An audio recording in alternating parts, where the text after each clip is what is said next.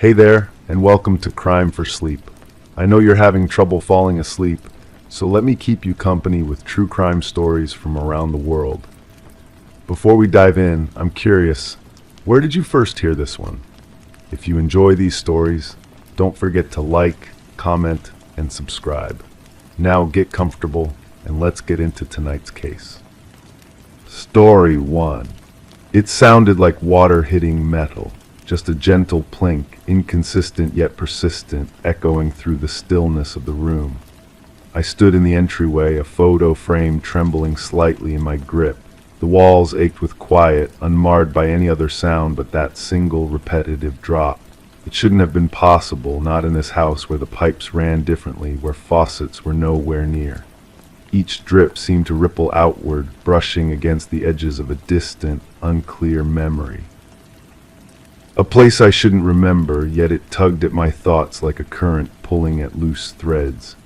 The air felt thicker with each plink, as if an unsolved question lingered right behind the sound. I realized I was holding my breath, waiting for something to follow.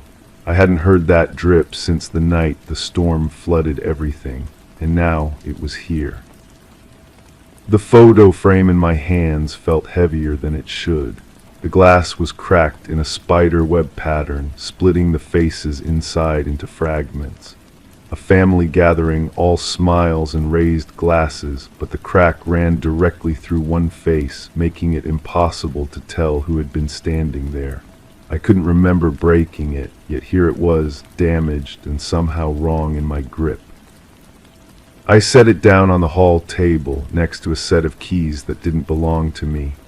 They were old-fashioned, brass with intricate teeth, the kind that opened heavy doors in houses built when locks meant something different. The metal was warm, as if someone had been holding them just before I arrived. The dripping continued, drawing me deeper into the house. Each step on the hardwood floor seemed to echo the rhythm, my footfalls matching the water's percussion.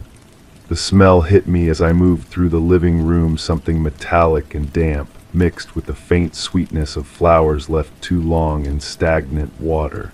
It reminded me of the basement after heavy rains, that musty scent of things slowly drowning. In the kitchen I found the source, or what should have been the source.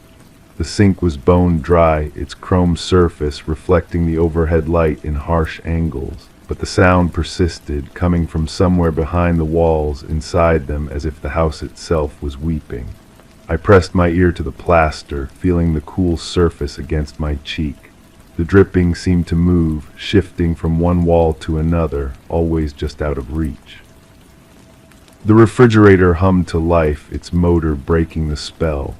I stepped back, noticing for the first time that the kitchen table was set for two. Clean plates, folded napkins, silverware aligned with military precision. A bottle of wine stood open, its contents dark and still. Two glasses waited, one with a faint lipstick stain on the rim, the other untouched. I didn't remember setting the table. I lived alone, had for months since the investigation closed. The detective had been clear about that, no evidence of foul play, case dismissed, life moves on. But the table suggested otherwise, implied a dinner that never happened or one I couldn't recall. The wine bottle bore no label, its dark glass revealing nothing about its contents. When I lifted it, the liquid moved sluggishly, too thick for wine, too dark for anything I recognized. I set it down quickly, my fingers coming away slightly sticky. The smell that rose from the bottle's mouth was wrong, not spoiled exactly, but altered, as if something had been added that didn't belong. The dripping grew louder, more insistent. I followed the sound up the narrow staircase, each step creaking under my weight. The banister felt gritty beneath my palm, coated with a fine dust that shouldn't have accumulated so quickly. The house had been cleaned thoroughly after the incident, scrubbed by professionals who specialized in making problems disappear. At the top of the stairs, I paused. 3 doors faced me, all slightly ajar, revealing slivers of darkness beyond. The dripping seemed to come from all of them simultaneously, a chorus of water finding metal in impossible places. I chose the middle door, pushing it open with fingertips that suddenly felt numb. The room was empty except for a single chair positioned in the center, facing away from the door. It was the same chair that had been in the basement, the one the investigators had photographed from every angle. High-backed, wooden with rope burns on the arms where something had been tied too tightly. They'd taken it as evidence, tagged and catalogued, yet here it sat as if it had never left. I walked around to face the chair, my footsteps muffled by carpet that felt damp beneath my shoes. The seat cushion bore an impression, as if someone had been sitting there recently, the fabric still compressed in the shape of a human form. But the house had been empty when I arrived. I was certain of that, wasn't I? The dripping stopped. The silence that followed was more unsettling than the sound had been. It pressed against my eardrums, making me aware of my own heartbeat, my shallow breathing, the rustle of my clothes as I shifted weight from one foot to the other. I strained to hear something, anything, but the house had swallowed all sound except for my own presence within it. A photograph lay on the floor beside the chair, face down. I picked it up with trembling fingers, already knowing what I would find but hoping I was wrong. The image was water damaged, the colors bleeding into each other like watercolors in rain. But the faces were still recognizable, the same family from the cracked frame downstairs, the same gathering, the same raised glasses. Except in this version, the missing face was clear, unmarked by any crack. It was mine. I was standing among them, glass raised in celebration, smiling at something just outside the frame. But I had no memory of the occasion, no recollection of being part of their family, their joy, their final toast. The photo felt cold in my hands, its edges soft from water damage that seemed fresh despite the image's obvious age. Behind me, a floorboard creaked. I spun around, but the doorway remained empty, the hallway beyond dark and still. Yet the feeling of being watched persisted, crawling up my spine like cold fingers. The house was playing tricks, I told myself. Old buildings settled, made sounds, created impressions of presence where none existed. But the chair was facing a different direction now. I was certain it had been turned away from the door when I entered, yet now it faced me directly, as if whoever had been sitting there had swiveled to watch my discovery of the photograph. The seat cushion still bore its impression, but the shape seemed different now, smaller, as if the occupant had been a child rather than an adult. The dripping resumed, but from a new location. This time it seemed to come from the walls themselves, as if water was running down inside them, finding its way through hidden channels to some unseen metal surface below. I pressed my palms against the wallpaper, feeling for dampness, but the surface was dry, almost dusty. In the next room I found more evidence of lives I couldn't remember living. A dresser with its drawers pulled open, clothes spilling out as if someone had packed in haste. The garments were familiar, a sweater I recognized, shoes I remembered buying, a watch that had belonged to my father. But they were arranged wrong, folded differently than I would have done, suggesting hands other than mine had handled them. The mirror above the dresser was fogged, as if someone had just taken a hot shower, but the bathroom was at the other end of the hall. I wiped the condensation away with my sleeve, revealing my reflection in fragments as the moisture cleared. For a moment I looked different, older, more worn, with eyes that held knowledge I didn't remember acquiring. A hairbrush sat on the dresser's surface, tangled with long strands that weren't mine. The hair was darker, coarser, belonging to someone who had been here recently enough to leave such intimate traces. I lifted the brush, studying the strands in the light from the window. They seemed to move slightly, as if stirred by a breeze that didn't exist. The window itself was open just a crack, enough to let in the sound of wind through trees and the distant hum of traffic. But when I looked outside, the view was wrong. The street was different, lined with houses I didn't recognize, populated by shadows that moved with purpose I couldn't understand. A figure stood under the streetlight across the way, too far to make out clearly but close enough to suggest they were watching the house, waiting for something to happen. I closed the window, but the latch wouldn't catch properly. It kept sliding open, as if the house wanted to maintain that connection to the outside world, that escape route or entry point. The glass was cold against my palm, colder than the night air warranted, and when I pulled my hand away, it left a print that faded slowly, reluctantly. The third room held the greatest surprise. It was set up as an office, complete with a desk, filing cabinets, and a computer that hummed quietly in standby mode.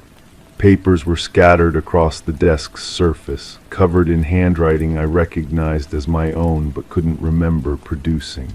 Notes about times and places, names without faces, questions without answers.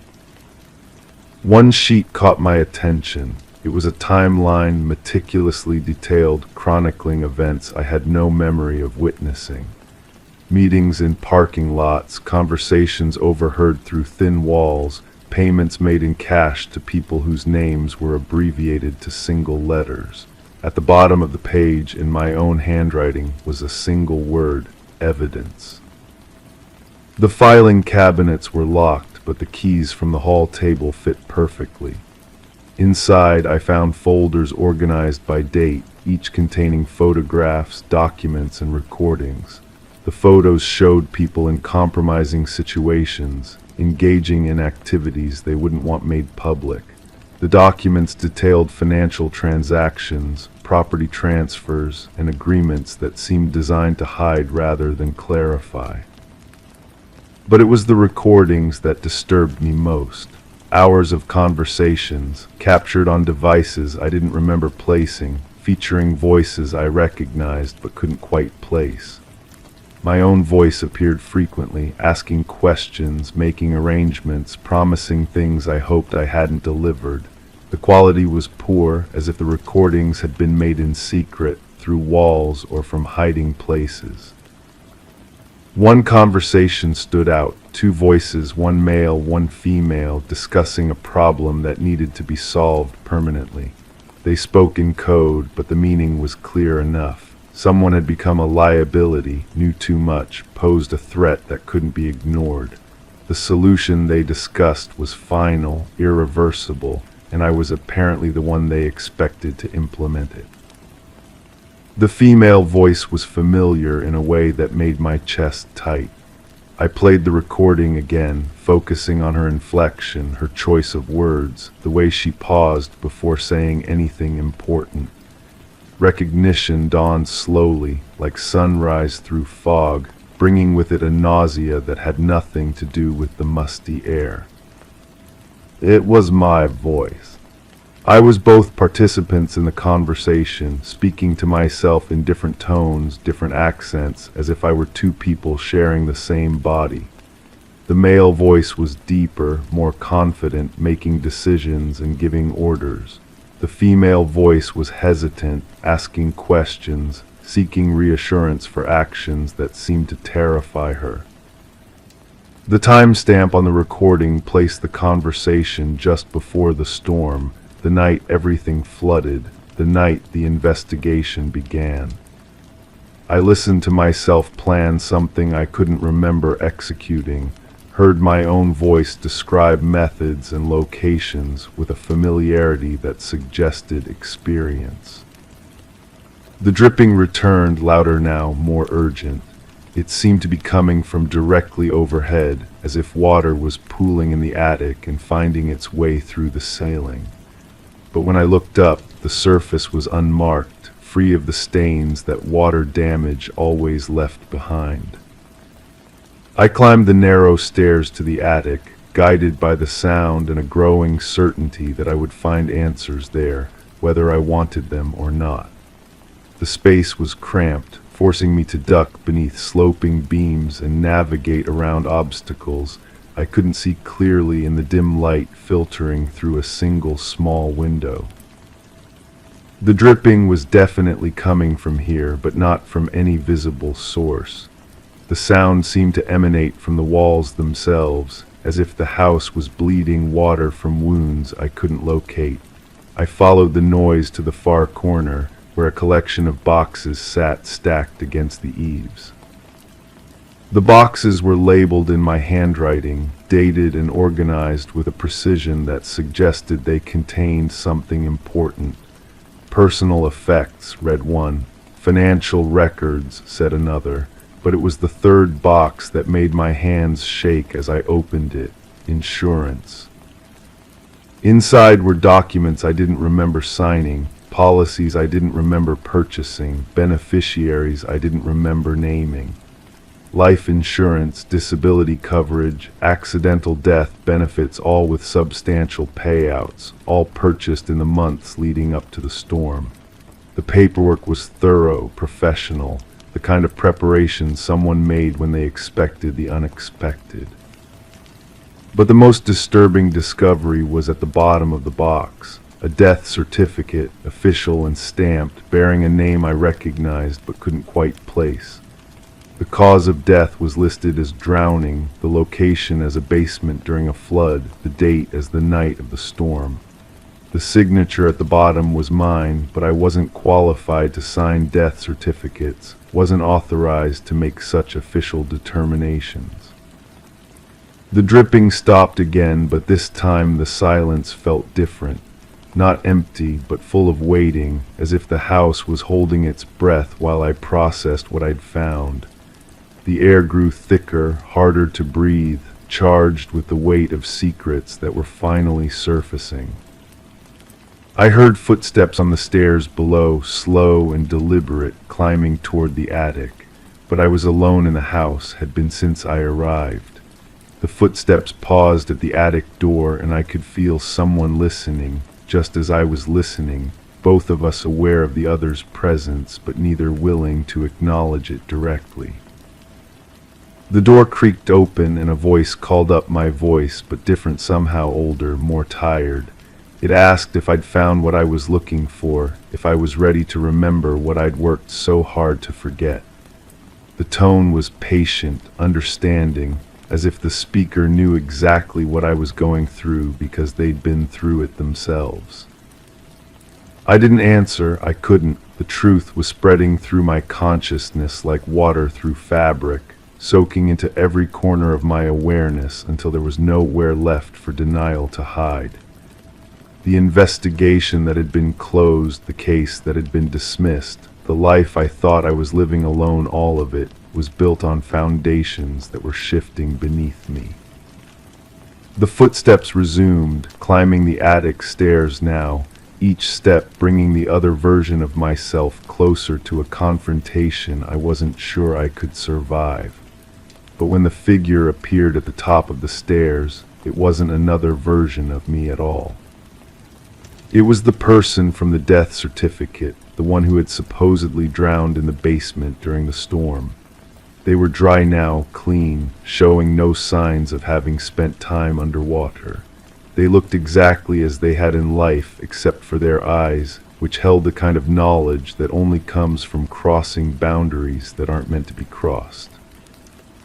They sat down in the chair I now realized had been waiting for them, the same chair from the bedroom below, somehow transported to the attic without my noticing.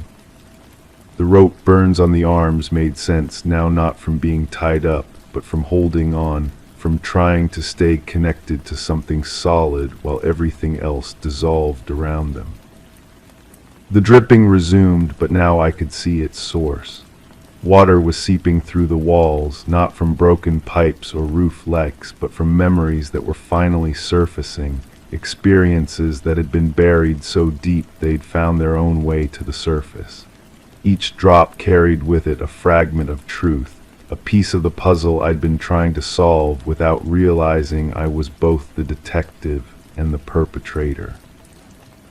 They spoke without moving their lips, their voice coming from everywhere and nowhere, filling the attic with explanations I wasn't sure I wanted to hear. They told me about the night of the storm, about the basement that flooded, about the choice I'd made when the water started rising. They described the moment when survival became more important than morality, when saving myself meant sacrificing someone else. But their version of events didn't match the official record, didn't align with the investigation's findings, didn't correspond to the memories I thought I'd preserved. According to them, the basement hadn't flooded naturally. The water had been directed there, channeled through modifications I'd made to the drainage system, pooled in a space where someone was waiting, someone who trusted me enough to follow me into a trap. The insurance money had been the motive, they explained, but not the only one. There had been other consideration secrets that needed to stay buried, evidence that needed to disappear, a future that required a different past than the one I'd actually lived. The storm had provided the perfect cover, the ideal explanation for an accident that wasn't accidental at all. I wanted to deny it, to argue that they were wrong, that I wasn't capable of such calculation, such betrayal. But the evidence surrounded me, the recordings, the photographs, the meticulous planning that had gone into creating a crime that looked like a natural disaster. My own voice on the tapes, my own handwriting in the files, my own signature on documents that proved premeditation. The dripping grew faster, more insistent, as if the house was running out of time to tell its story.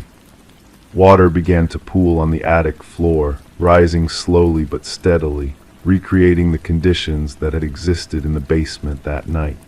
I could smell it now, not clean water, but the murky, contaminated flood that had covered everything, washing away evidence and creating new truths to replace the ones that had been destroyed. They stood up from the chair, extending a hand toward me, inviting me to remember completely, to stop fighting the current and let myself be carried back to that night when everything changed. Their touch was cold, wet, carrying with it the sensation of drowning, of water filling lungs that weren't designed to process liquid, of consciousness fading while someone watched from safety. But as their fingers touched mine, I realized something that changed everything again. The hand was warm, dry, very much alive. The person standing before me wasn't a ghost or a memory or a manifestation of guilt. They were real, present, breathing the same stale attic air I was breathing. Which meant the death certificate was fake. The drowning was staged. The investigation had been closed not because there was no evidence of foul play, but because the victim had never actually died. The elaborate insurance fraud, the careful planning, the recordings of conversations that sounded like murder plots, all of it had been designed to create a crime that never happened, to collect money for a death that was entirely fictional. The relief I felt was overwhelming, but it lasted only a moment before new questions crowded in. If they were alive, where had they been all this time? Why had they allowed me to believe I was a murderer? What was the purpose of the elaborate deception, and what did they want from me now? They smiled, reading the confusion in my expression, and began to explain. The plan had been mutual, they said, a way for both of us to escape situations that had become impossible. I'd needed the insurance money to pay debts that would have destroyed me. They'd needed to disappear from a life that had become dangerous, to become someone else entirely. The basement flooding had been real, but carefully controlled. They'd hidden in the space I'd prepared, breathing through a tube connected to the surface, while I'd called for help and played the role of the devastated survivor. The body the investigators found had been procured from other sources, damaged enough by water to make identification difficult, but positive enough to close the case. We'd both gotten what we wanted. I'd gotten the money, they'd gotten their new identity. But the plan had required us to stay apart, to never contact each other, to live as if the other person had truly died. For months it had worked perfectly, until tonight, when the sound of dripping water had brought back memories I'd thought were buried forever. But something had gone wrong with their new life, they explained. The identity they'd assumed had complications they hadn't anticipated. People were asking questions, making connections, threatening to expose the entire scheme. They needed to disappear again, but this time they needed my help to do it properly. The water in the attic was rising faster now, covering my shoes, soaking through my clothes, recreating the panic of that night in the basement. But this time I understood that the danger was real, not staged. If we were discovered, if the truth came out, both of us would face charges that would destroy any chance of a normal life. They outlined their new plan as the water reached my knees. Another death, another disappearance, another chance to start over. But this time I would be the one who vanished, leaving behind a body that would satisfy investigators while I took on the identity they'd been using. It was elegant, symmetrical, a perfect reversal of our original scheme. The only problem was that I no longer wanted to disappear. The months of living with guilt had changed me, made me value the simple fact of existing under my own name, in my own life, however complicated it had become. The insurance money was gone, spent on debts and lawyers, and the kind of therapy that couldn't actually address the real source of my problems. But I'd found something resembling peace in the ruins of my conscience. I told them no and watched their expression change from persuasion to disappointment to something harder, more determined. The water was at my waist now, and I realized that the rising level wasn't accidental. They'd modified the attic just as I'd modified the basement, creating a space where water could be controlled, directed, used as a weapon that would leave no traces of violence. The chair they'd been sitting in was now floating, bumping against the sloping ceiling, its rope-burned arms reaching toward me like an accusation. I could hear the dripping again, but now I understood it wasn't water hitting metal, it was the sound of time running out, opportunities closing, chances disappearing beneath the surface of choices that couldn't be unmade.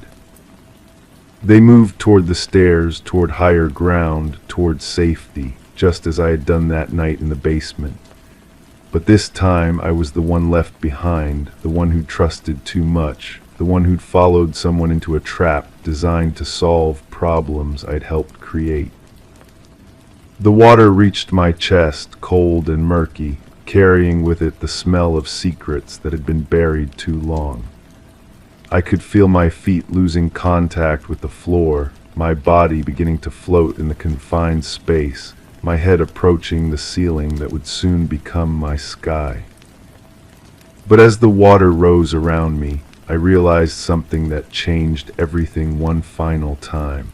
The attic had no windows that could be opened from outside. The door at the bottom of the stairs was the only way in or out.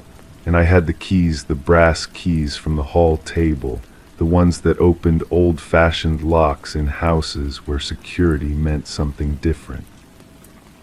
They were trapped up here with me, subject to the same rising water, the same approaching ceiling, the same narrowing space between breath and drowning. Their plan had been as flawed as mine had been, as desperate, as likely to destroy the planner as the target. We looked at each other across the shrinking pocket of air, both of us understanding that we'd created a situation neither of us could control. The water continued to rise, indifferent to our intentions, our regrets, our sudden desire to undo what we'd set in motion. The dripping had stopped, replaced by the steady gurgle of water finding its level, filling every available space, erasing the distinctions between victim and perpetrator, between guilt and innocence, between the living and the dead. In the end, the house would hold our secrets as it had always held them buried beneath the surface, waiting for the next storm to bring them back to light. I closed my eyes and listened to the water, letting it carry me toward whatever truth was waiting on the other side of breath. The photo frame downstairs would remain cracked, the faces inside forever fragmented, the family gathering frozen in a moment of celebration that had led to this moment of reckoning. The sound of water hitting metal had been a warning, I realized now. Not of danger approaching, but of danger that had never left, that had been circling back toward its source, toward the moment when all the careful planning would collapse under the weight of its own contradictions. Somewhere in the rising water, I could hear the echo of that original drip, patient and persistent, marking time until the truth could finally surface. Story 2. The scent of fresh pine wafted through the open living room window, mingling with the faint aroma of stale cigarettes. Morning light filtered softly through the curtains, casting gentle patterns on the hardwood floor. The house was an epitome of calm, yet the sheer stillness felt intrusive, like a misplaced whisper at a silent gathering. The old grandfather clock ticked steadily, its hand frozen at a peculiar minute. Everything felt untouched except for the window that shouldn't have been open at all. I keep coming back to that window, the way it gaped open like a mouth trying to speak, or maybe trying to breathe. I can't remember if I opened it or if it was already like that when I walked in. The memory shifts every time I reach for it, like trying to catch smoke with bare hands. There was someone else in the house that morning, I'm almost certain of it. The cigarette smell wasn't mine. I'd stopped years before, after the doctor said my lungs looked like charcoal sketches, but whose cigarettes, the scent clung to the air with the persistence of guilt, mixing with that pine smell that seemed too clean, too deliberate. The grandfather clock, its face stared at me with brass accusation. The minute hand pointed somewhere between numbers, frozen in a moment I can't quite place. Had it always been broken? I remember winding it once, the key heavy in my palm, the mechanism grinding like old bones. But when was that, before or after? My sister used to smoke those thin cigarettes, the ones that left lipstick stains on the filters. She'd stand by windows when she visited, blowing smoke into the outside air like she was trying to send signals. But she hadn't visited in so long, had she? I'm standing in the living room again, and the patterns of light have shifted. Or maybe I've been standing here longer than I thought. The hardwood creaks under my feet, and I realize I'm moving toward the window without deciding to. My hand reaches for the frame, and there's something sticky on the wood. Sap maybe, or something else. The house feels different now, smaller, like the walls have been listening to my thoughts and drawing closer. I turn around and there's an ashtray on the coffee table that wasn't there before. Or was it 3 cigarette butts, lipstick stained, arranged in a triangle? My sister's shade, cherry something, cherry bomb, cherry kiss. I remember a conversation now, fragments of it, her voice sharp like broken glass, you never listen, and my voice defensive, I'm listening now. But what was she trying to tell me? The words float just beyond my reach, like objects at the bottom of dark water. The pine smell is stronger near the window. I lean out and see the tree in the yard, its branches close enough to touch the glass. Some of the needles have fallen onto the windowsill, brown and brittle. How long have they been there? Long enough to dry out, to lose their color. Long enough to become evidence of something I can't name. There's a photograph on the mantel that keeps catching my eye. The frame is turned slightly away, like someone adjusted it and forgot to straighten it. In the picture, 2 people stand beside a car. One of them might be me, but younger. The other person's face is obscured by shadow or maybe by time itself. I want to walk over and look closer, but my feet feel rooted to this spot by the window. The cigarette smell is fading now, or maybe I'm getting used to it. That's how it works with smells, they disappear even when they're still there. Your nose stops noticing, but the pine remains constant, insistent. It reminds me of something I should remember. A camping trip, a Christmas tree, or something else entirely. I close my eyes and try to reconstruct the morning. I came into the house through the front door, that much I'm sure of. The key turned easily, too easily, like the lock had been expecting me. The hallway was dark, but light spilled from the living room doorway. And then I was here, standing by this window, breathing in pine and cigarettes and the weight of something unfinished. My sister's voice echoes again, "Promise me you'll remember." But remember what? The conversation feels important, urgent, like a message delivered in a language I used to speak but have somehow forgotten. I promised her something, or maybe she promised me something. The words tangle together in my memory like fishing line. The ashtray bothers me, not just because it appeared or because I noticed it, but because of how the cigarettes are arranged. Deliberate, intentional, like someone was making a point or leaving a sign.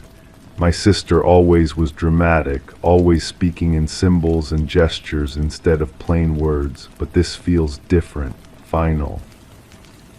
I move away from the window and the floorboards protest under my weight. Each step sounds too loud in the stillness. The grandfather clock hasn't moved, its frozen hand still points to that nameless moment between numbers. I approach it slowly, like it might startle and run away. Up close, I can see dust on its face, tiny particles dancing in the morning light. There's something behind the clock, a piece of paper, folded small and wedged between the clock and the wall. My fingers shake as I pull it free. The paper is soft with age, and when I unfold it, I recognize the handwriting immediately. My sister's careful script, each letter formed with the precision of someone who has something important to say. But I can't read it, not because the ink has faded or the paper is damaged, but because my eyes won't focus on the words. They swim and blur like they're underwater. I fold the paper again and slip it into my pocket, where it feels heavier than it should. The pine smell is calling me back to the window. I resist at first, but my feet carry me there anyway. The tree outside seems closer now, its branches reaching toward the glass like fingers. Some of the needles are green and fresh, others brown and dying. The natural cycle of things, but it feels like a metaphor for something I can't quite grasp. I remember my sister standing here once, smoking and staring out at that tree. She said something about how pine trees never really die, they just shed their old selves and grow new parts. Like people, she said, like memories. I didn't understand what she meant then. I'm not sure I understand now. The morning light is shifting, growing warmer and more golden. How long have I been standing here? The question feels important, but I can't find an answer. Time moves differently in this house, like it's been stretched or compressed by some invisible force. The broken clock doesn't help, it offers no reference point, no anchor to the normal world. I think about the window again, how it was open when I arrived. Did someone leave it that way on purpose? An invitation or an escape route? The pine-scented air flows through it like a river, carrying messages I can't decode. My sister always said that houses breathe, that they need air to stay alive. Maybe she opened the window for the house's sake, not for her own. The cigarette butts in the ashtray are calling to me now. I walk over and examine them more closely. Each one is smoked down to almost nothing, consumed with the patience of someone who had time to kill. The lipstick stains are bright and fresh-looking, like they were left recently. But that's impossible, isn't it? I pick up one of the butts and hold it to the light. The paper is thin and expensive, the kind my sister preferred. She always said cheap cigarettes were like cheap promises, they burned too fast and left a bitter taste. These are her brand, her shade of lipstick, her way of smoking them down to the very end. The photograph on the mantel is calling to me again. I walk over and straighten the frame, and the people in the picture come into clearer focus. It's definitely me, but from years ago. The other person is my sister, but something about her face looks wrong. Not wrong exactly, but different. Like she's trying to tell me something with her expression, some urgent message that the camera captured but I missed. Behind us in the photograph is a car I don't recognize. Dark-colored, nondescript, the kind of vehicle that blends into traffic and disappears from memory. But why don't I remember it? The car seems important somehow, like a piece of a puzzle I've been trying to solve without knowing what the final picture should look like. I turn back to the window and the pine smell hits me with fresh intensity. It's not just coming from the tree outside, it's embedded in the room itself, in the walls and floorboards and furniture. Like the house has been marinating in it for a long time, like it's become part of the structure, part of the story. The note in my pocket feels warm against my leg. I want to read it, but I'm afraid of what it might say. Some truths are better left buried, some messages better left undelivered. But my sister wouldn't have hidden it behind the clock unless it was important, unless it was something I needed to know. I pull out the paper and unfold it again. This time the words come into focus slowly, like a photograph developing in a darkroom.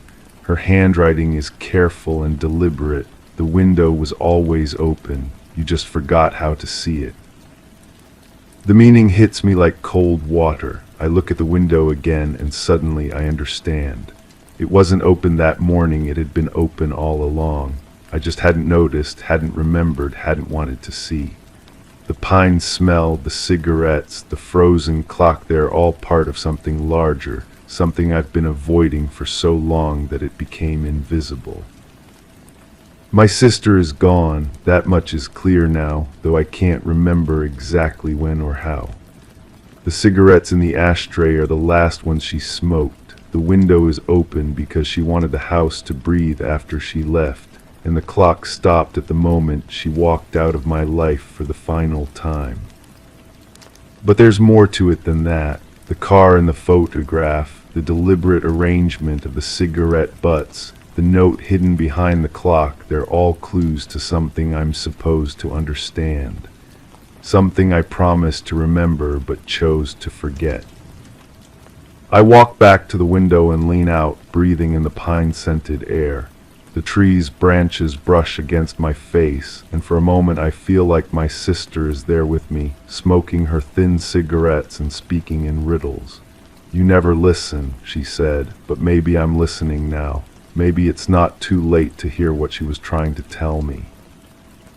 The morning light continues to shift and change, and I realize I could stand here forever, breathing in pine and memories and the weight of unfinished conversations. The house holds its secrets close, but it's willing to share them with those patient enough to wait, persistent enough to keep asking the right questions. The grandfather clock ticks on, its hand still frozen between moments, and I understand that some things are meant to remain suspended in time. Some truths are too fragile for the harsh light of complete understanding. Some windows, once opened, can never really be closed again. The scent of fresh pine continues to flow through the room, mixing with the fading aroma of cigarettes, carrying with it the promise that some mysteries are meant to be lived with rather than solved. And maybe that's enough. Maybe that's all any of us can hope for, to keep the window open and wait for the truth to find its own way in Story 3.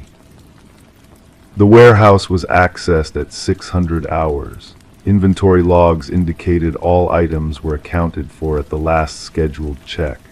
Shelves remained orderly with no signs of forced entry or tampering. Pallet J recorded a 5% weight discrepancy despite the scanner showing a full readout. The entryway camera footage looped without interruptions, displaying no activity from midnight until the morning. The floor was swept clean. No loose packaging materials were detected. But the outgoing shipment count exceeded incoming receipts. No signature validated the dispatch form. Air circulation was normal, yet the temperature was unusually elevated. All seals were intact, though the scent of rubber was noted. No anomalies were documented, except for the missing timestamp on the last log entry.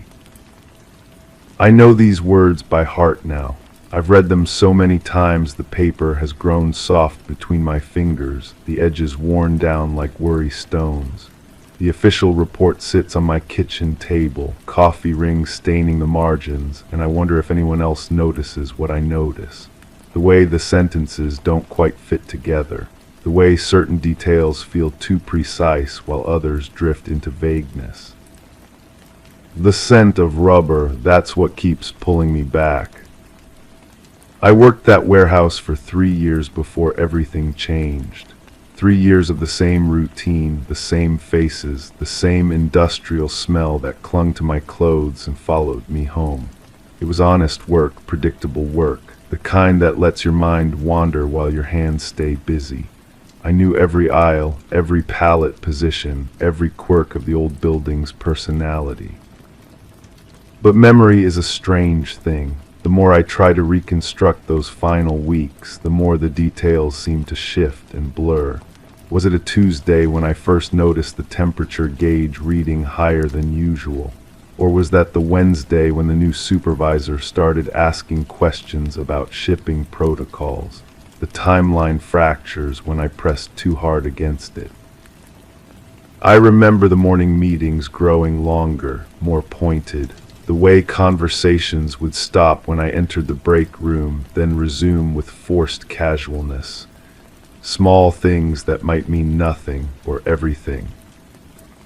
There was a rhythm to the work that I'd grown to love.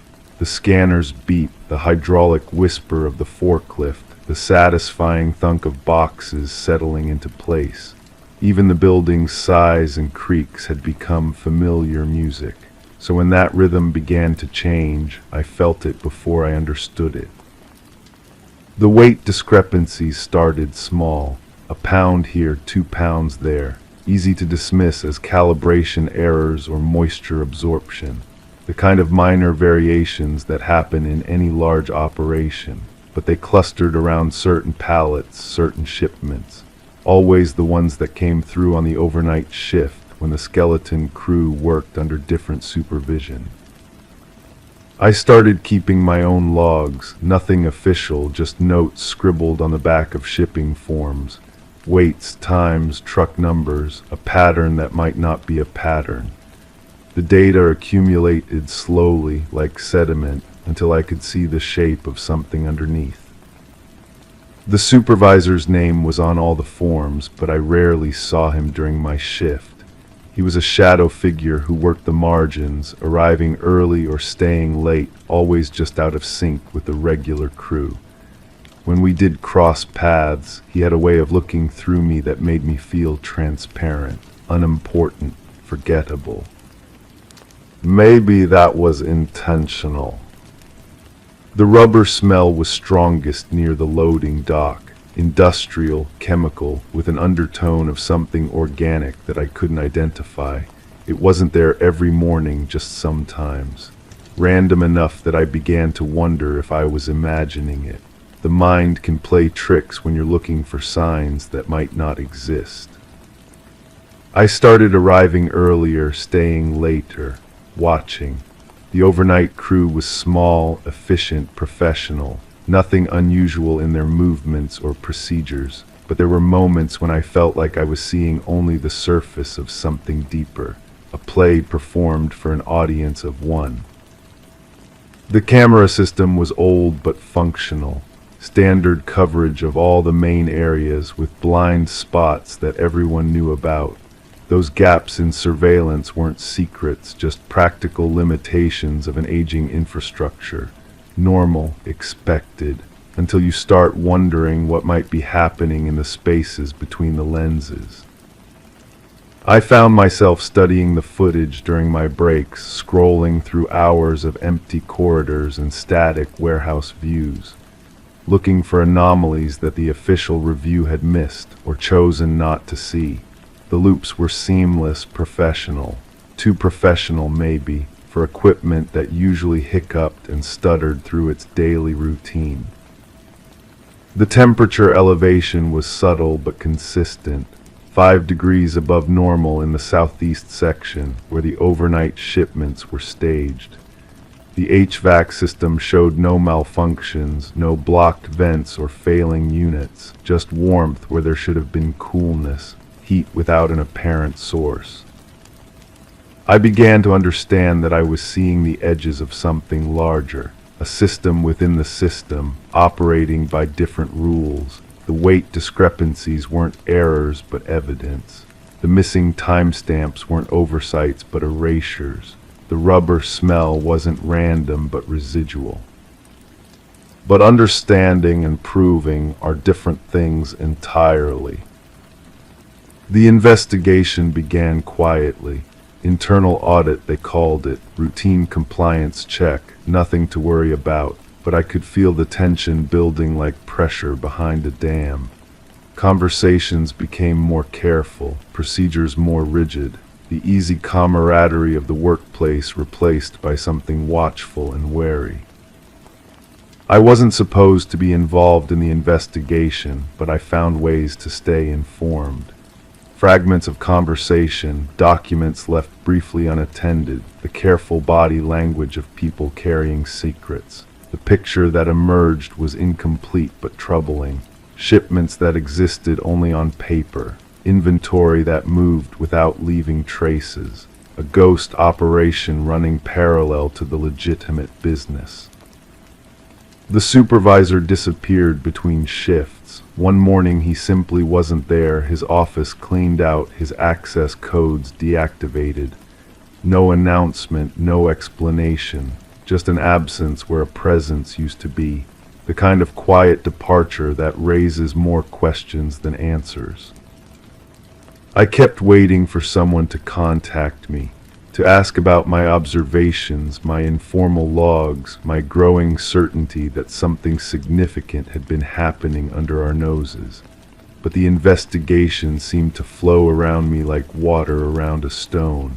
I was invisible to the process, irrelevant to the outcome.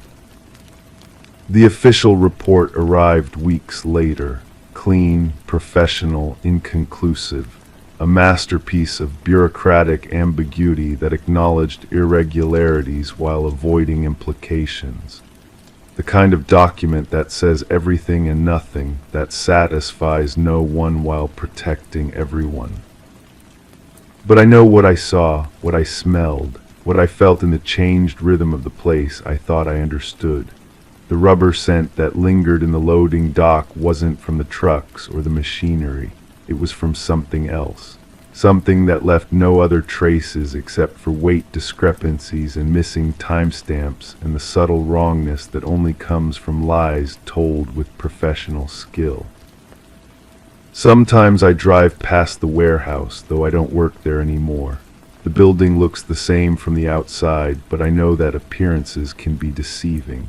The loading dock is active, trucks coming and going, the business of commerce continuing as it always has.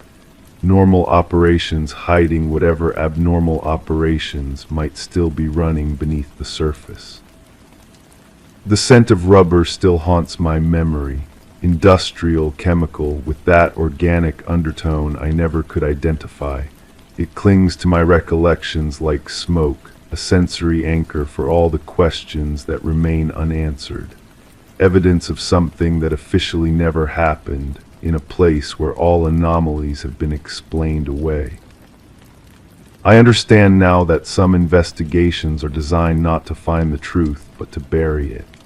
That reports can be weapons of misdirection, using facts to obscure rather than illuminate. The warehouse was accessed at 600 hours, and everything was exactly as it should have been. Except for the parts that weren't, and the questions that nobody wanted to ask, and the scent of rubber that still rises from the page whenever I read those familiar words again. Story 4.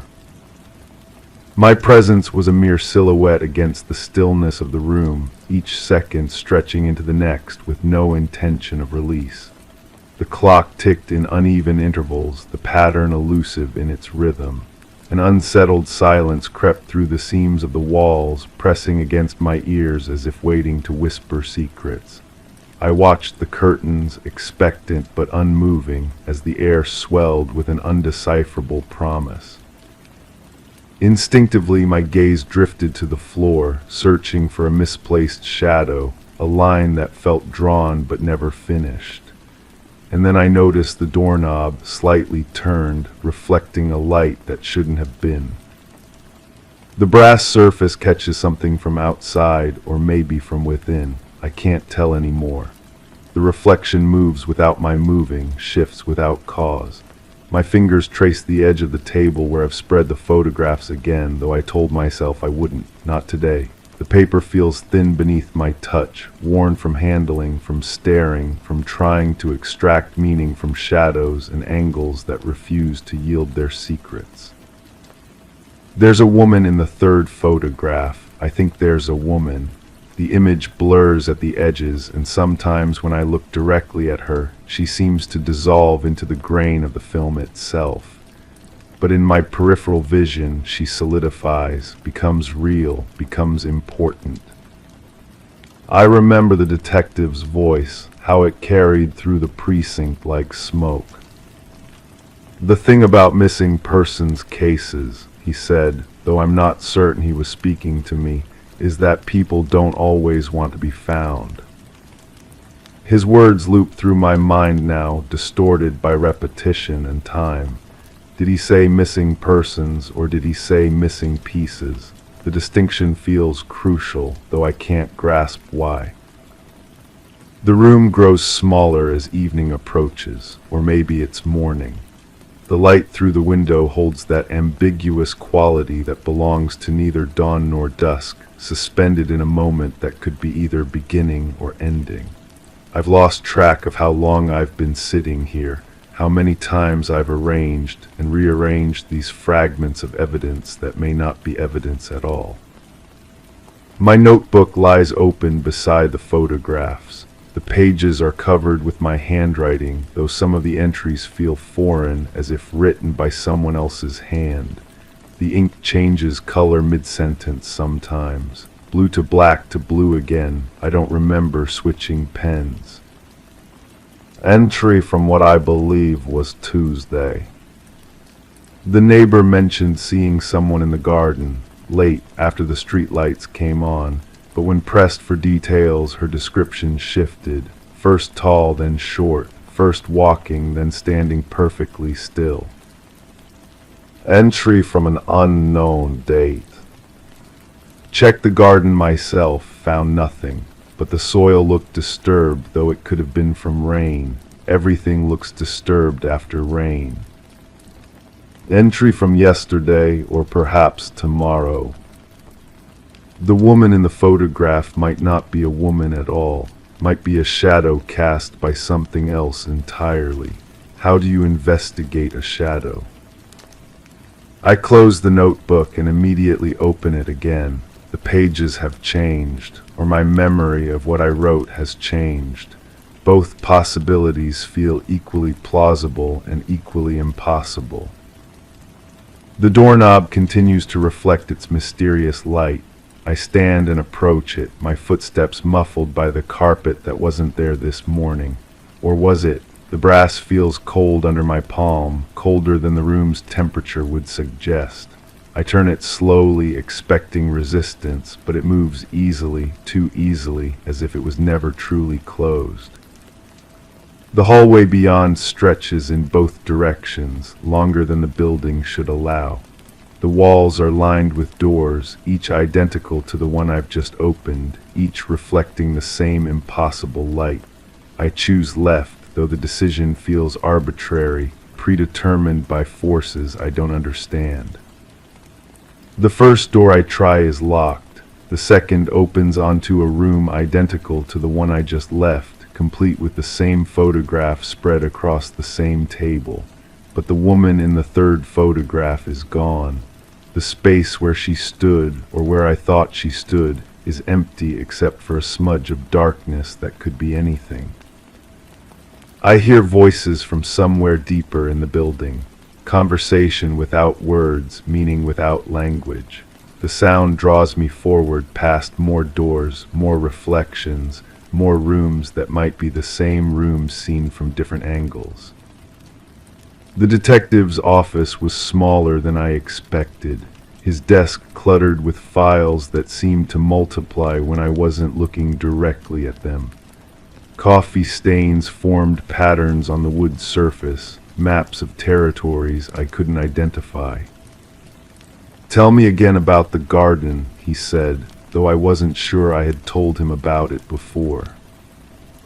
I described what I had seen or thought I had seen, the disturbed soil, the sense of presence without presence, the feeling that something had been removed rather than added. "And you were there because..."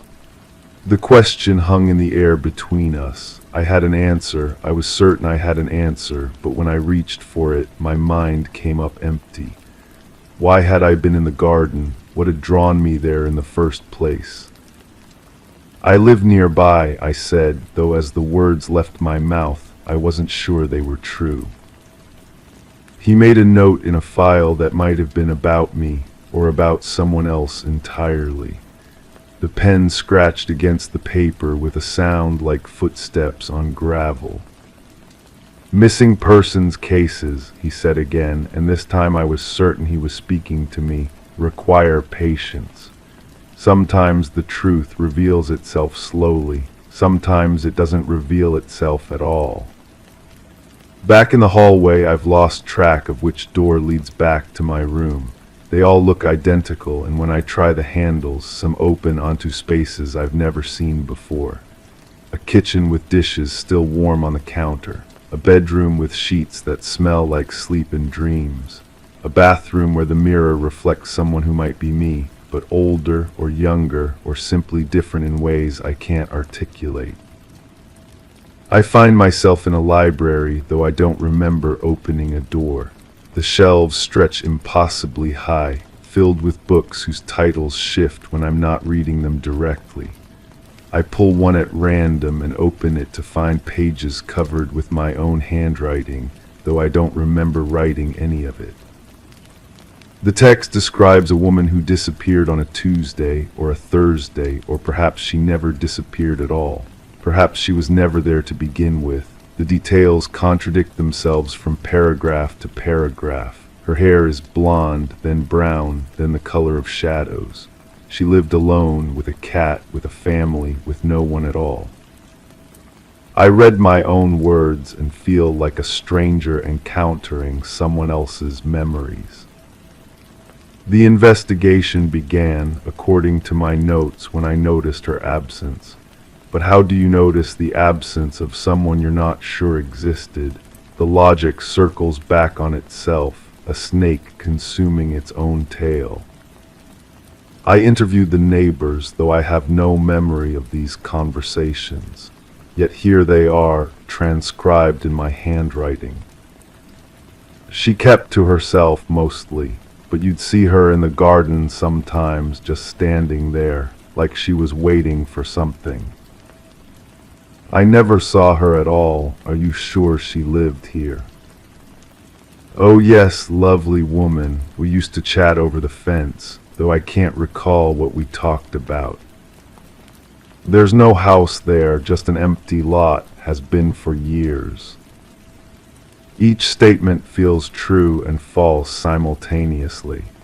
The contradictions don't resolve, they multiply, breeding new impossibilities with each reading. I close the book and find another, then another. They all contain the same story told from different angles, with different details, different outcomes. In one version, the woman is found safe, living quietly in another town. In another, she never existed at all, was a collective hallucination born from the neighborhood's need for mystery. In a third, she is found in the garden beneath the disturbed soil, though she is somehow still alive, still waiting, still watching from windows that no longer exist. The library fades around me, or perhaps I fade from it. I'm back in the hallway, or a hallway that looks identical to the one I remember. The doors stretch endlessly in both directions, each one a possibility, each one a dead end. I choose a door at random and find myself in the detective's office again, though it's different now. Smaller or larger or simply arranged differently. The coffee stains on his desk have formed new patterns, new territories of meaning I can't decipher.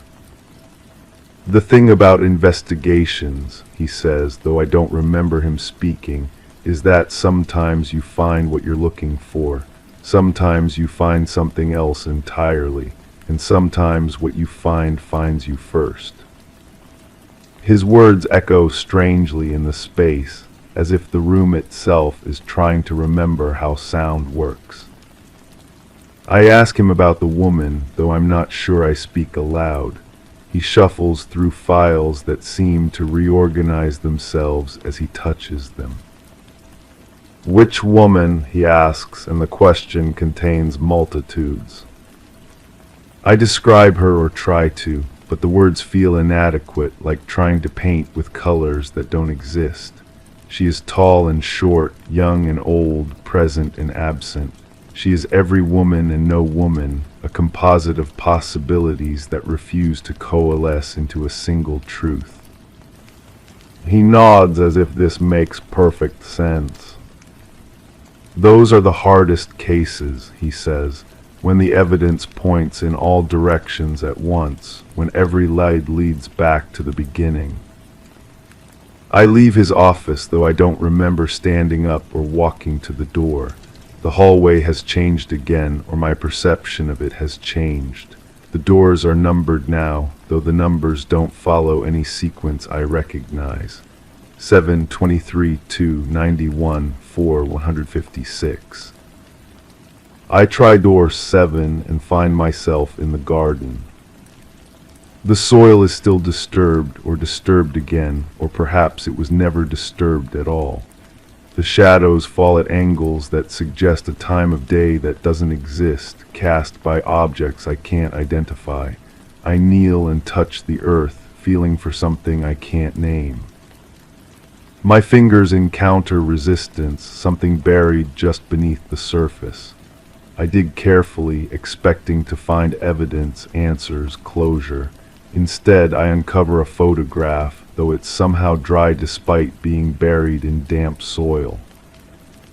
It's the same photograph from my room, the one with the woman who may or may not be a woman. But now she's facing the other direction, looking toward something outside the frame.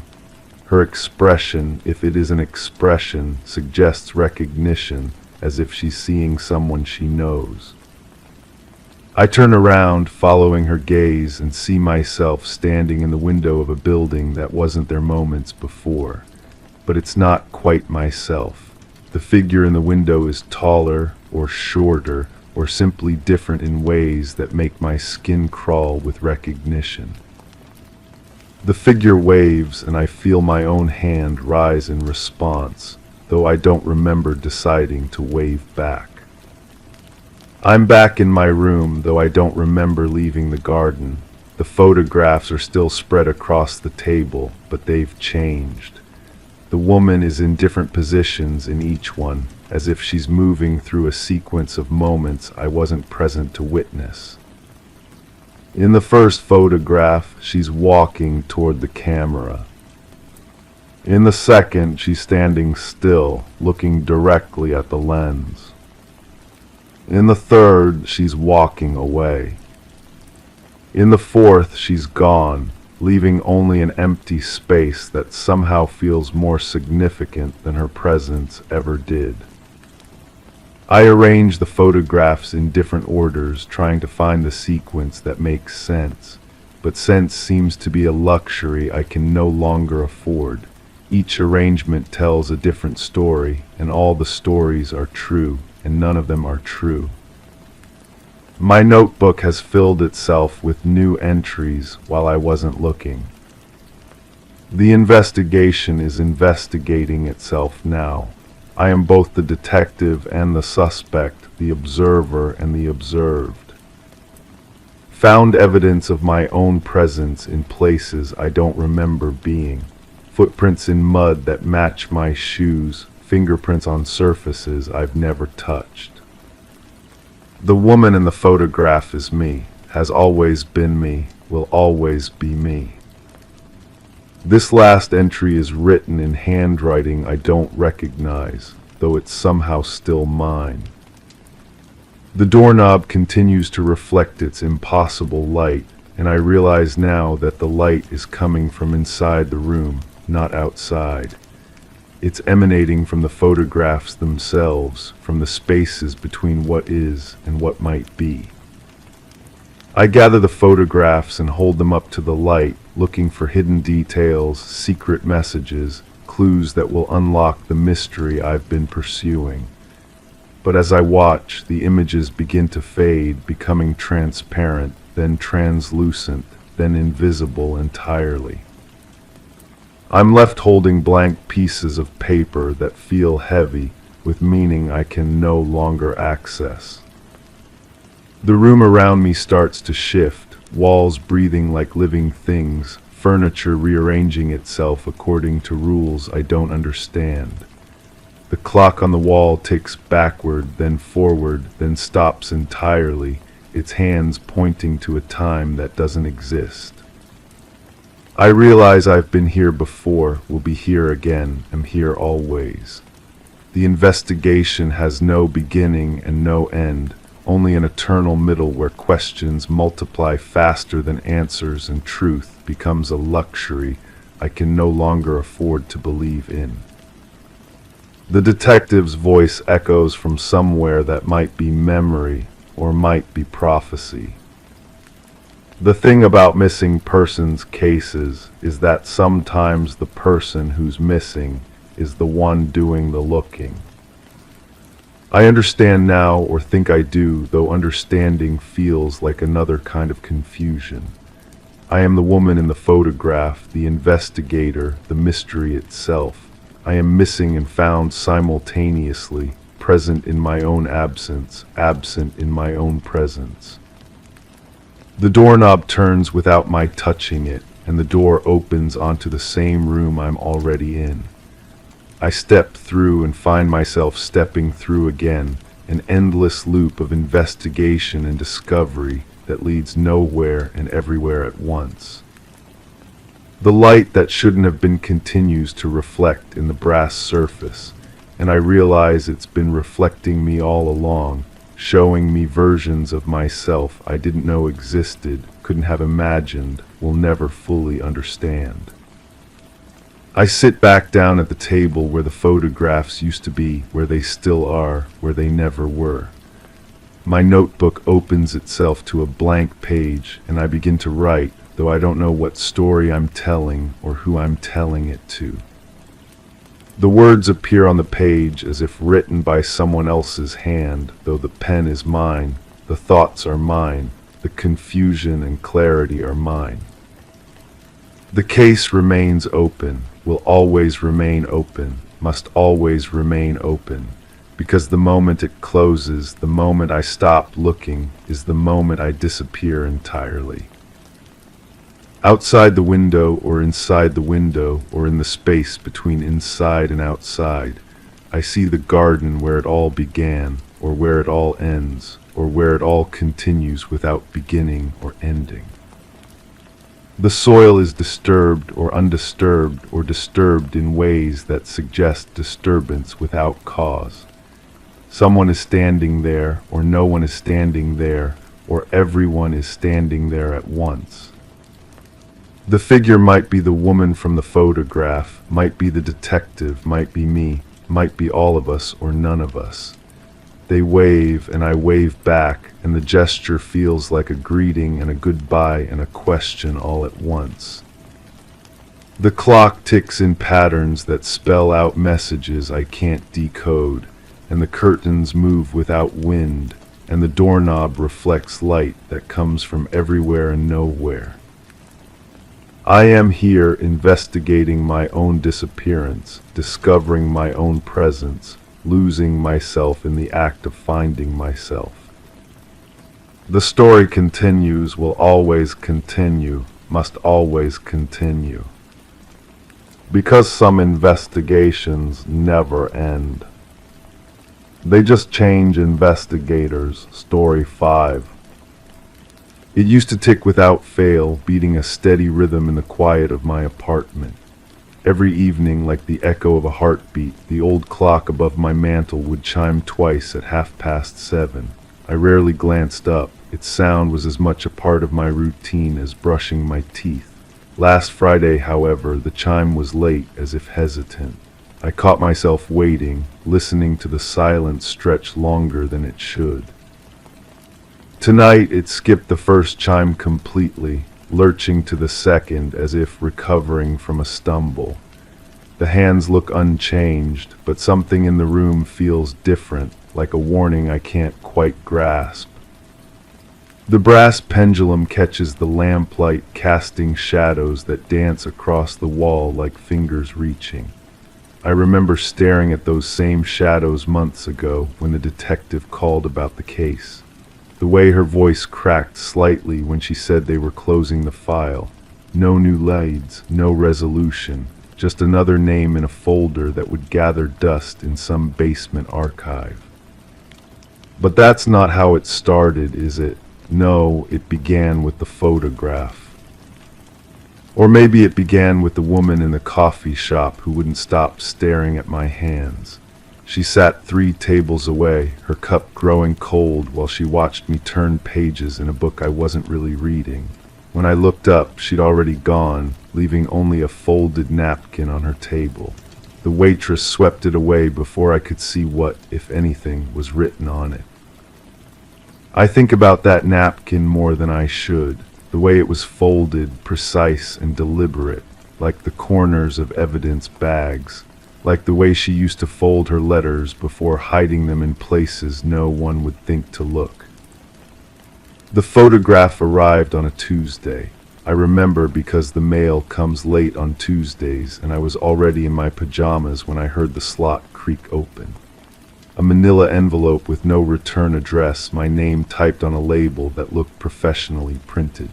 Inside, a single black and white image, a woman walking away from the camera down a tree-lined street, her hair caught in mid-swing, one hand reaching up to tuck a strand behind her ear.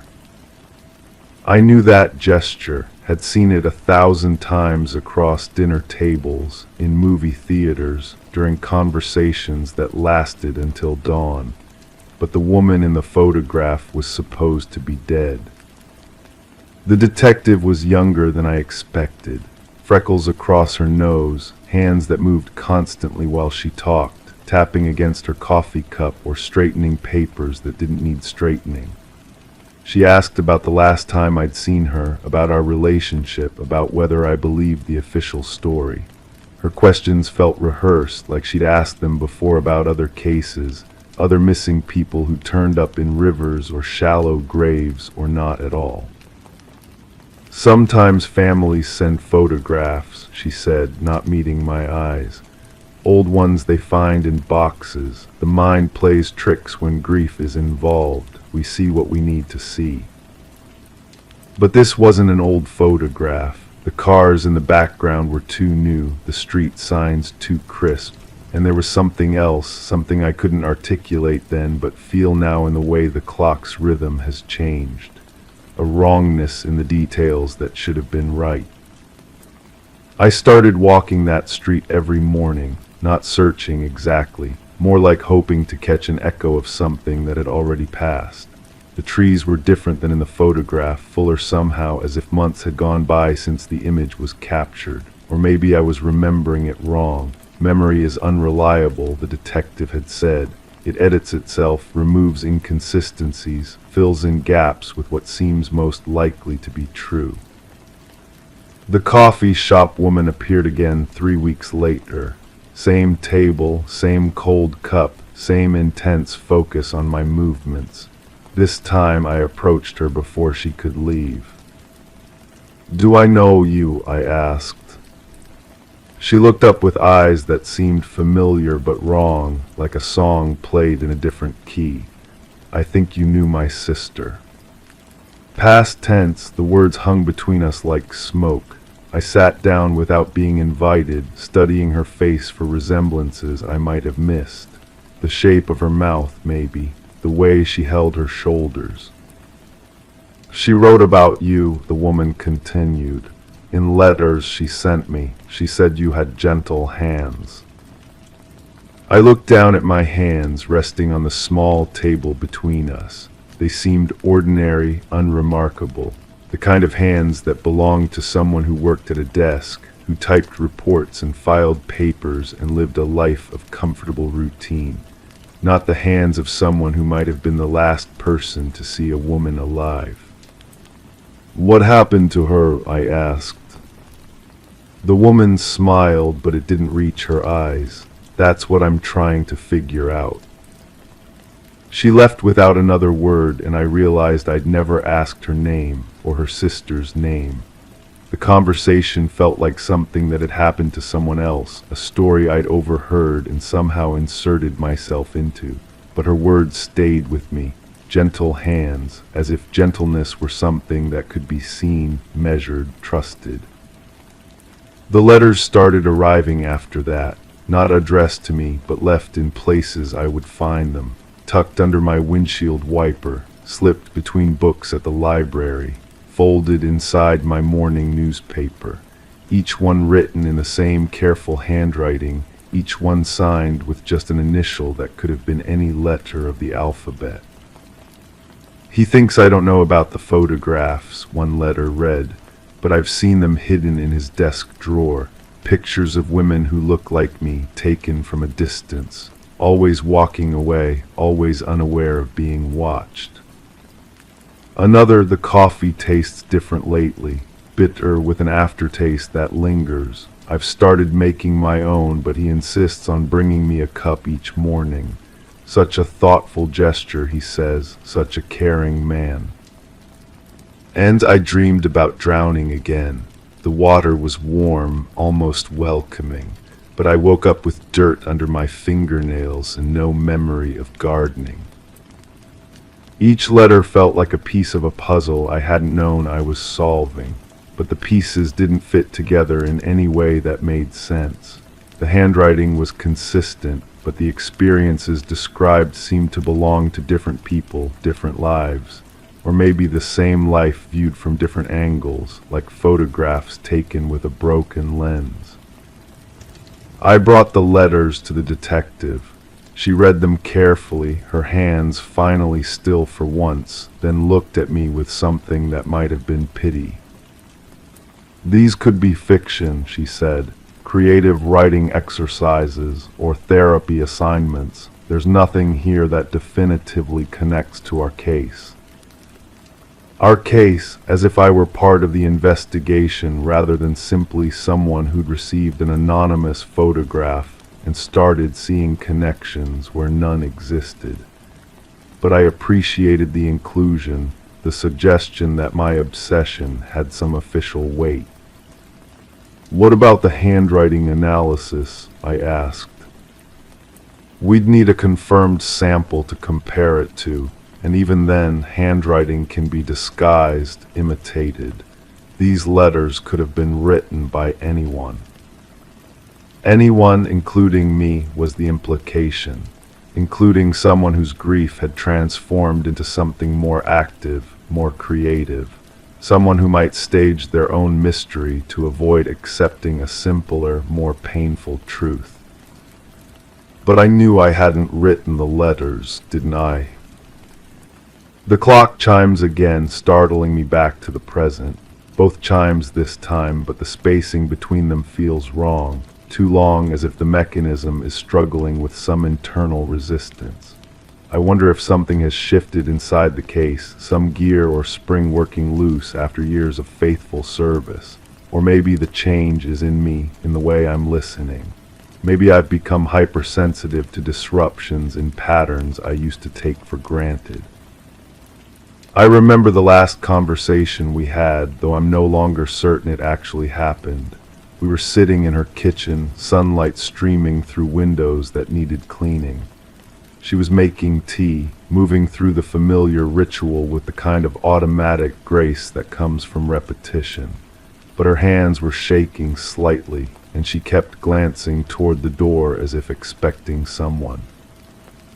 "I think someone's been in the house," she said, not looking at me. Small things moved, books opened to different pages, the coffee canister refilled when I know it was nearly empty. I suggested she change the locks, maybe install a security system. Practical solutions to what seemed like a practical problem, but she shook her head, still focused on the tea preparation. "It's not that kind of intrusion," she said. "It's more subtle, like someone learning my routines, studying my habits, preparing for something." The tea was too strong when she finally served it, bitter with an aftertaste that lingered.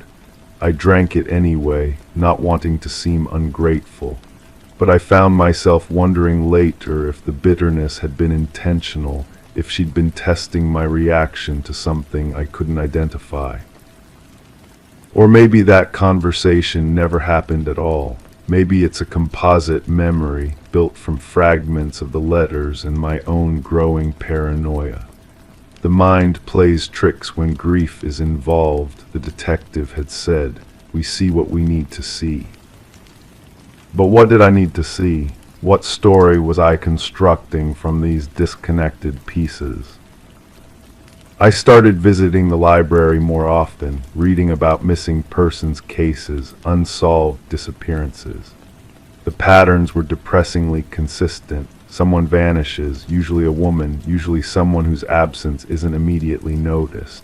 The investigation follows predictable channels, interviews with family and friends, searches of likely locations, appeals for public information.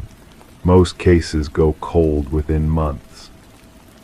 The missing person becomes a statistic, a file number, a photograph on a bulletin board that gets updated with more recent tragedies.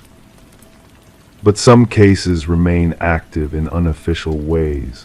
Families hire private investigators. Friends create websites dedicated to keeping the memory alive. And sometimes people like me receive anonymous photographs and start constructing elaborate theories about what might have happened. The librarian began to recognize me, nodding when I arrived and directing me toward the true crime section without being asked. She was an older woman with silver hair and reading glasses that hung from a chain around her neck, kind eyes but watchful, the kind of person who noticed patterns in borrowing habits, who might remember which books had been checked out by whom. "Research project," she asked one afternoon, finding me surrounded by open volumes about forensic investigation techniques. "Something like that," I said. She smiled knowingly. "We get a lot of amateur detectives in here, people trying to solve cold cases, usually ones with some personal connection. It's admirable, really, the dedication to finding truth. But what if the truth was something I didn't want to find? What if the gentle hands the coffee shop woman had mentioned weren't as innocent as they appeared? What if the last person to see someone alive had reasons for not reporting the encounter immediately? The questions multiplied like reflections in opposing mirrors, each one generating new possibilities, new doubts. I found myself questioning memories I'd always considered reliable, wondering if my version of events had been edited over time to remove inconsistencies that might implicate me in ways I didn't want to acknowledge. The photograph remained on my kitchen table, propped against a bowl of fruit that was slowly going bad. I studied it obsessively, looking for details I might have missed. The angle of her shoulders, the pattern of shadows on the sidewalk, the make and model of cars visible in the background. Each element seemed significant and meaningless simultaneously, like words in a language I almost but didn't quite understand. And then I noticed something that changed everything, or maybe nothing at all. In the lower right corner of the photograph, barely visible among the shadows cast by parked cars, was the edge of another shadow. Human-shaped but distorted, as if the person casting it had been standing very close to the photographer, close enough to be collaborating rather than simply observing. I brought the photograph to a shop that specialized in image enhancement, the kind of place that advertised services for insurance investigators and legal proceedings. The technician was professional but curious, asking casual questions about the context while he worked. I gave vague answers about family history research, but I could tell he wasn't convinced. The enhanced image revealed what I'd suspected and feared. The shadow belonged to someone holding what appeared to be a camera or phone, positioned to capture the same scene from a slightly different angle. Two photographers working in coordination, but why, and who was the second person? The coffee shop woman was waiting for me when I got home, sitting on the steps outside my building. She looked different in the evening light, older somehow, with lines around her eyes that I hadn't noticed before. Or maybe the stress of whatever she was investigating had aged her in the weeks since our last conversation. "I found something," she said without preamble, "something that connects your story to mine." She handed me a manila envelope similar to the one that had contained the original photograph. Inside were photocopies of what appeared to be police reports, heavily redacted but still legible enough to follow the basic narrative. A missing person case from several states away. A woman who disappeared after telling friends she was meeting someone she'd been corresponding with. Someone who'd written her letters signed only with an initial. The missing woman's description matched the figure in my photograph. Height, build, the distinctive way of moving that I'd recognized but couldn't place. But according to the police report, she'd vanished months before the photograph had been taken. "How is this possible?" I asked. The woman looked at me with those familiar but strong eyes. "I think someone's been collecting us," she said. "People connected to her case. Feeding us information, manipulating our perceptions, making us complicit in our own investigation." Complicit, the word carried implications I wasn't ready to examine, but it explained the feeling I'd had throughout this entire experience, the sense that I was both observer and participant, both investigator and suspect. "What do you want from me?" I asked. "I want you to remember," she said, "really remember, not the version you've constructed to protect yourself, but what actually happened the last time you saw her." And suddenly I did remember, or thought I did, the conversation in her kitchen, but different from how I'd been picturing it. She hadn't been making tea. She'd been packing, folding clothes into a suitcase with the same careful precision she'd used for everything else. And I hadn't been offering practical advice about security systems. I'd been trying to convince her to stay. "You don't understand," she'd said, not looking at me. "It's not safe here anymore. Someone's been watching, learning my routines. I have to disappear before they decide to act." But I'd insisted she was overreacting, that her fears were symptoms of stress rather than genuine threats.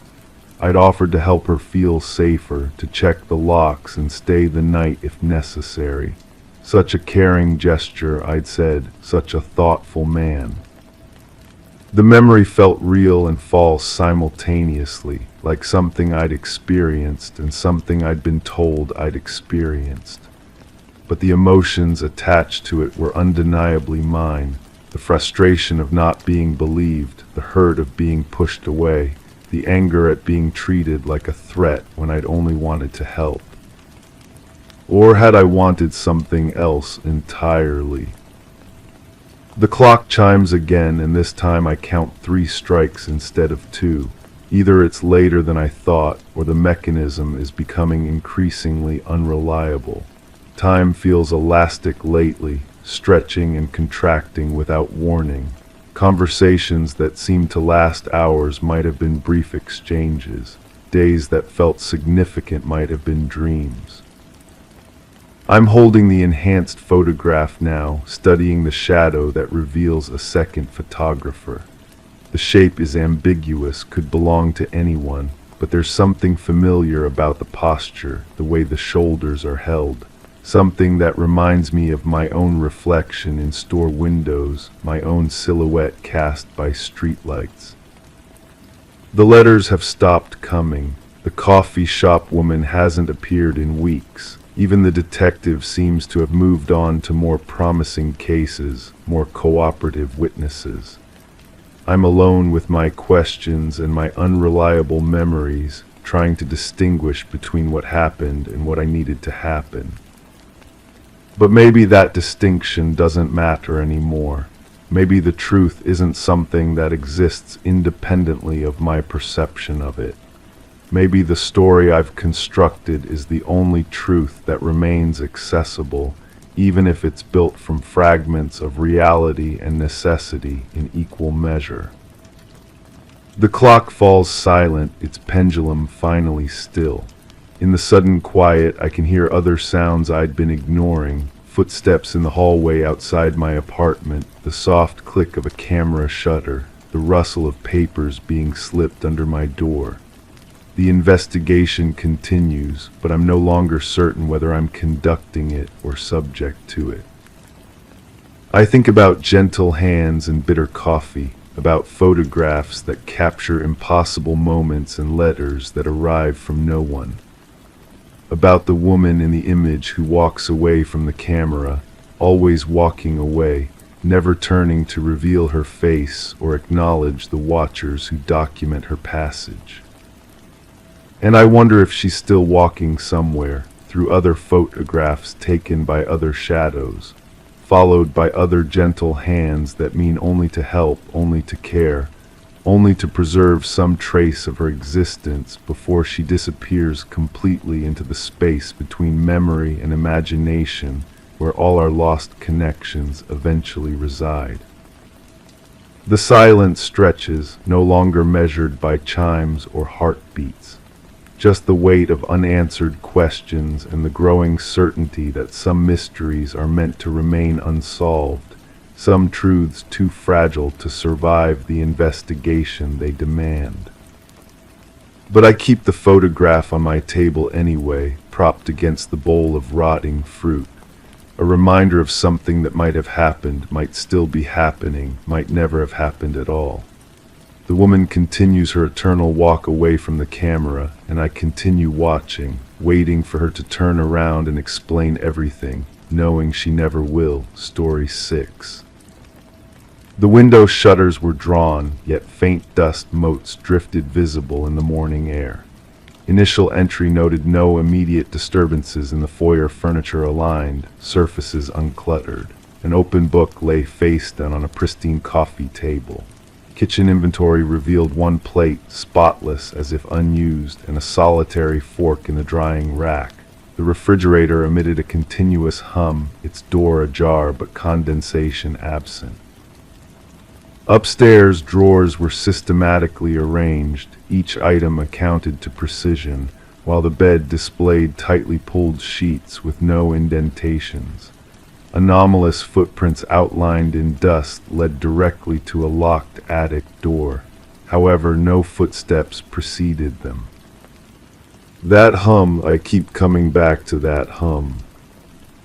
Not the refrigerator, something else, something mechanical and constant, like breathing that never stops. I hear it now when I close my eyes, when I try to piece together what happened in that house. The house I was supposed to investigate. The house that investigated me instead. I was a professional then. Badge, protocol, procedures. I followed the steps, document everything, touch nothing unnecessarily, preserve the scene. But which scene was I preserving, the one I found or the one that found me?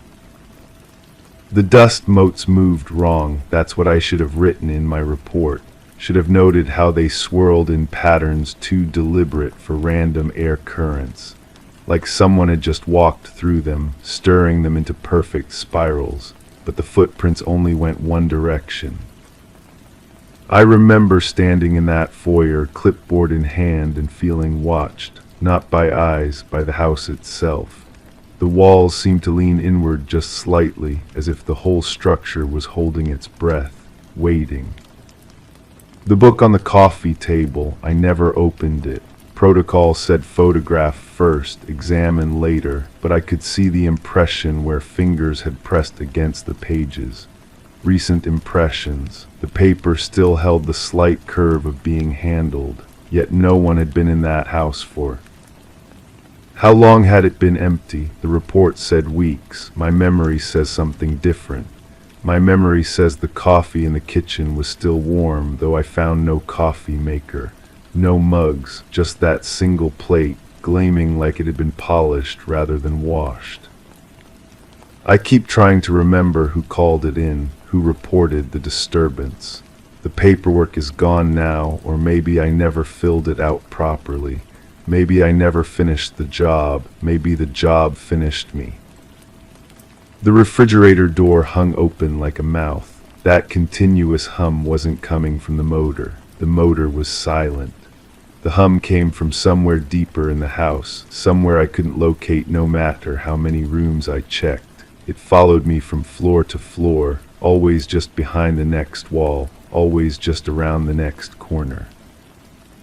Upstairs felt different, cleaner, too clean, like someone had scrubbed away not just dirt but history itself. The drawers opened smoothly, no resistance, no wear on the handles despite being filled with belongings that looked lived in.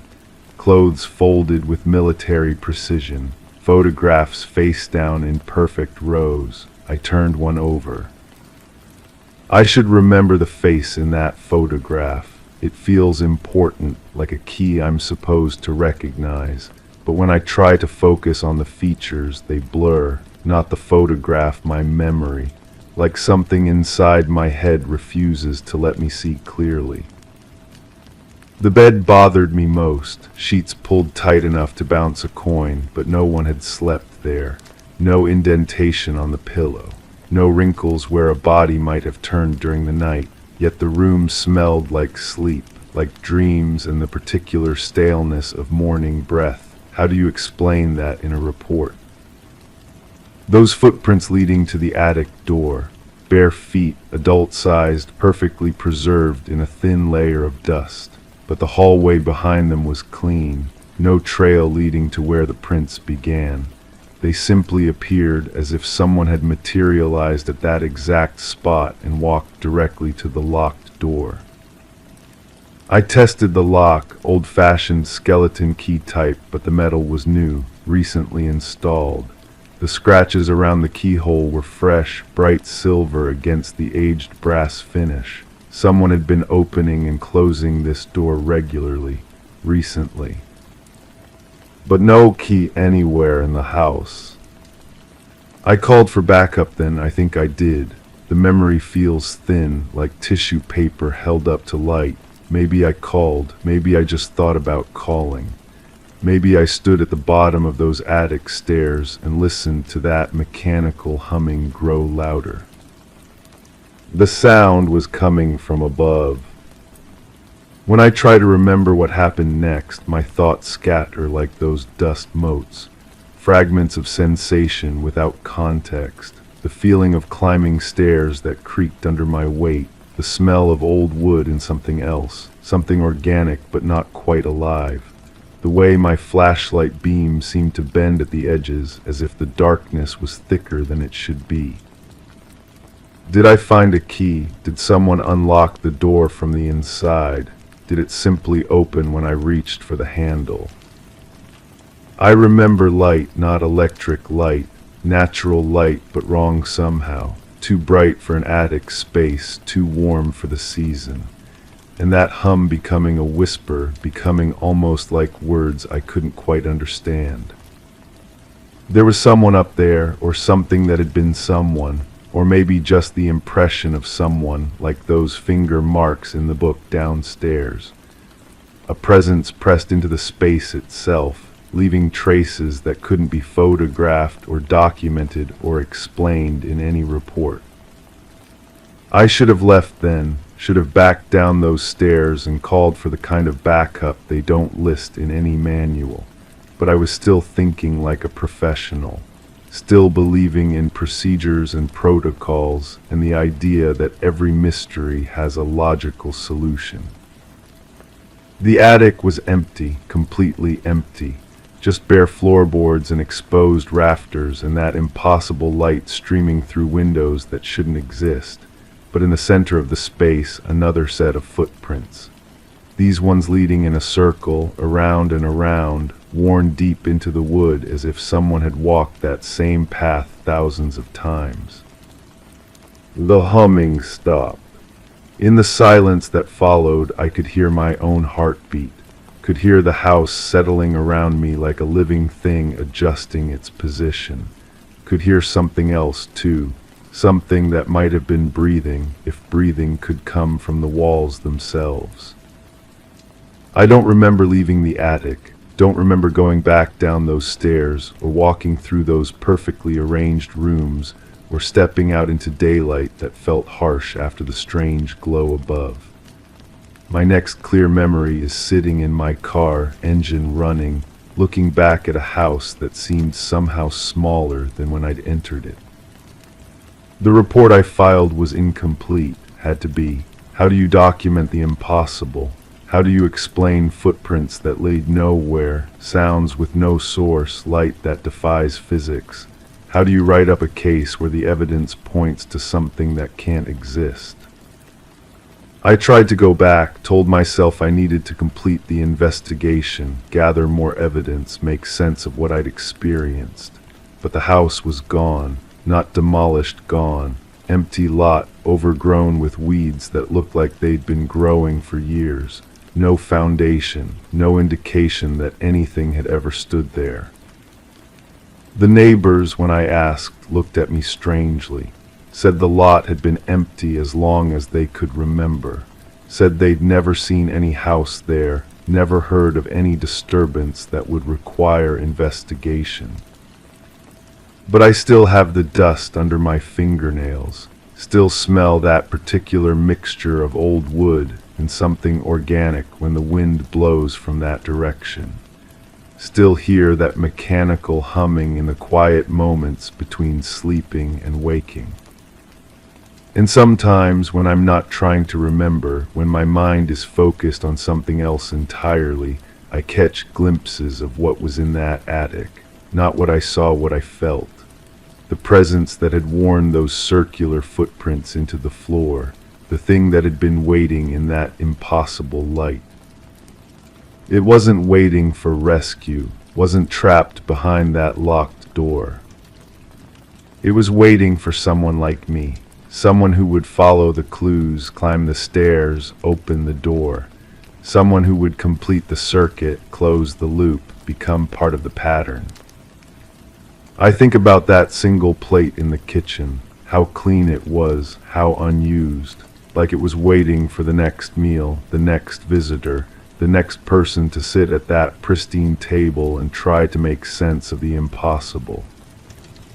I think about those dust motes swirling in patterns too perfect for chance, still swirling somewhere in some version of that house that exists just outside normal space. Still marking the passage of something that walks without leaving footprints until it wants to be followed. The hum is getting louder now, not just in my memory, in my apartment, in my car, in the spaces between words when I try to tell this story. Growing stronger, more insistent, like a signal calling me back to complete what I started.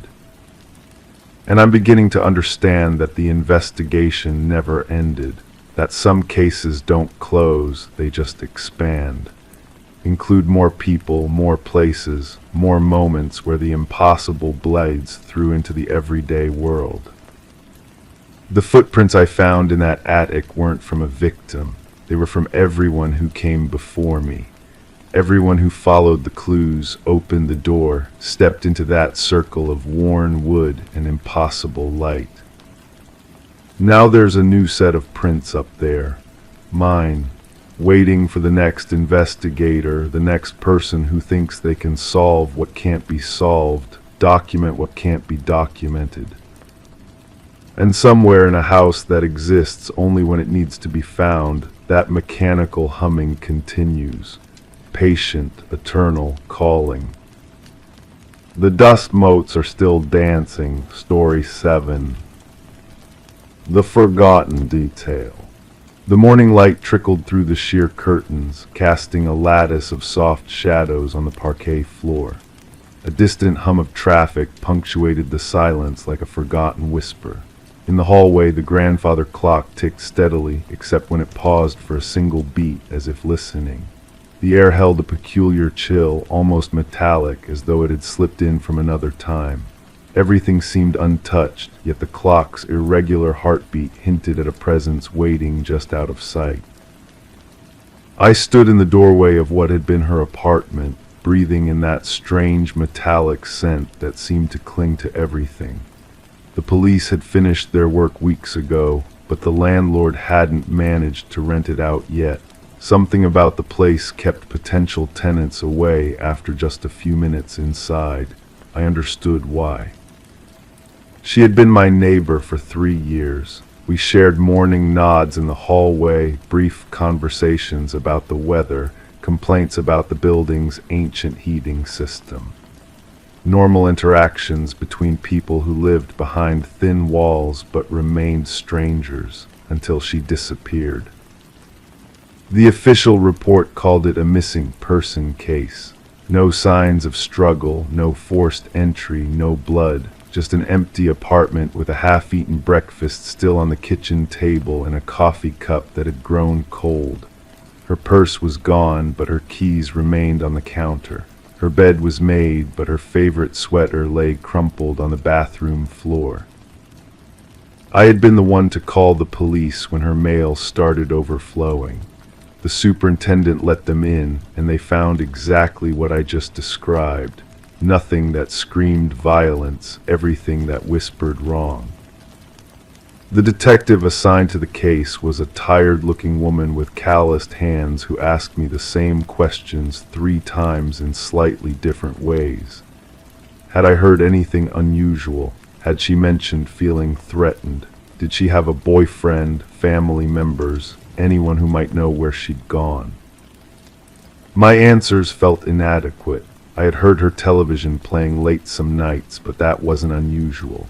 She had mentioned feeling watched once while checking her mail, but attributed it to the new tenant on the 3rd floor who seemed friendly enough. No boyfriend that I knew of, though she occasionally had visitors. A woman with a raspy laugh who smoked on the fire escape. A man who always wore the same brown jacket and left before dawn.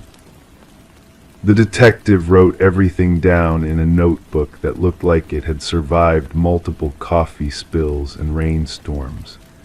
She promised to follow up on all leads, but her tone suggested she'd heard similar stories too many times before. That was 2 months ago. The investigation had gone cold, the detective had moved on to fresher cases, and the landlord was growing impatient, but I couldn't let it go. It started with small things. I found myself listening for sounds from her apartment that would never come. I noticed which of her plants the superintendent had removed and which had been left to wither on the fire escape. I began paying attention to details I had previously ignored. The brown jacket man had been back twice since she disappeared. Not to visit her, obviously, but I saw him in the neighborhood, once at the coffee shop on the corner, once walking past our building while talking intensely on his phone. Both times he seemed to be looking up at her windows. I mentioned this to the detective during one of my follow-up calls. She sounded distracted, papers rustling in the background. She asked if I was certain it was the same man. I wasn't, not entirely. People wear brown jackets, people walk past buildings, people talk on phones, but something about his posture, the way he held his shoulders, felt familiar in an uncomfortable way. She took down the information and promised to look into it. I never heard back. The woman with the raspy laugh was easier to track down. She worked at a vintage clothing store several blocks away, surrounded by musty fabrics and the lingering scent of old perfume.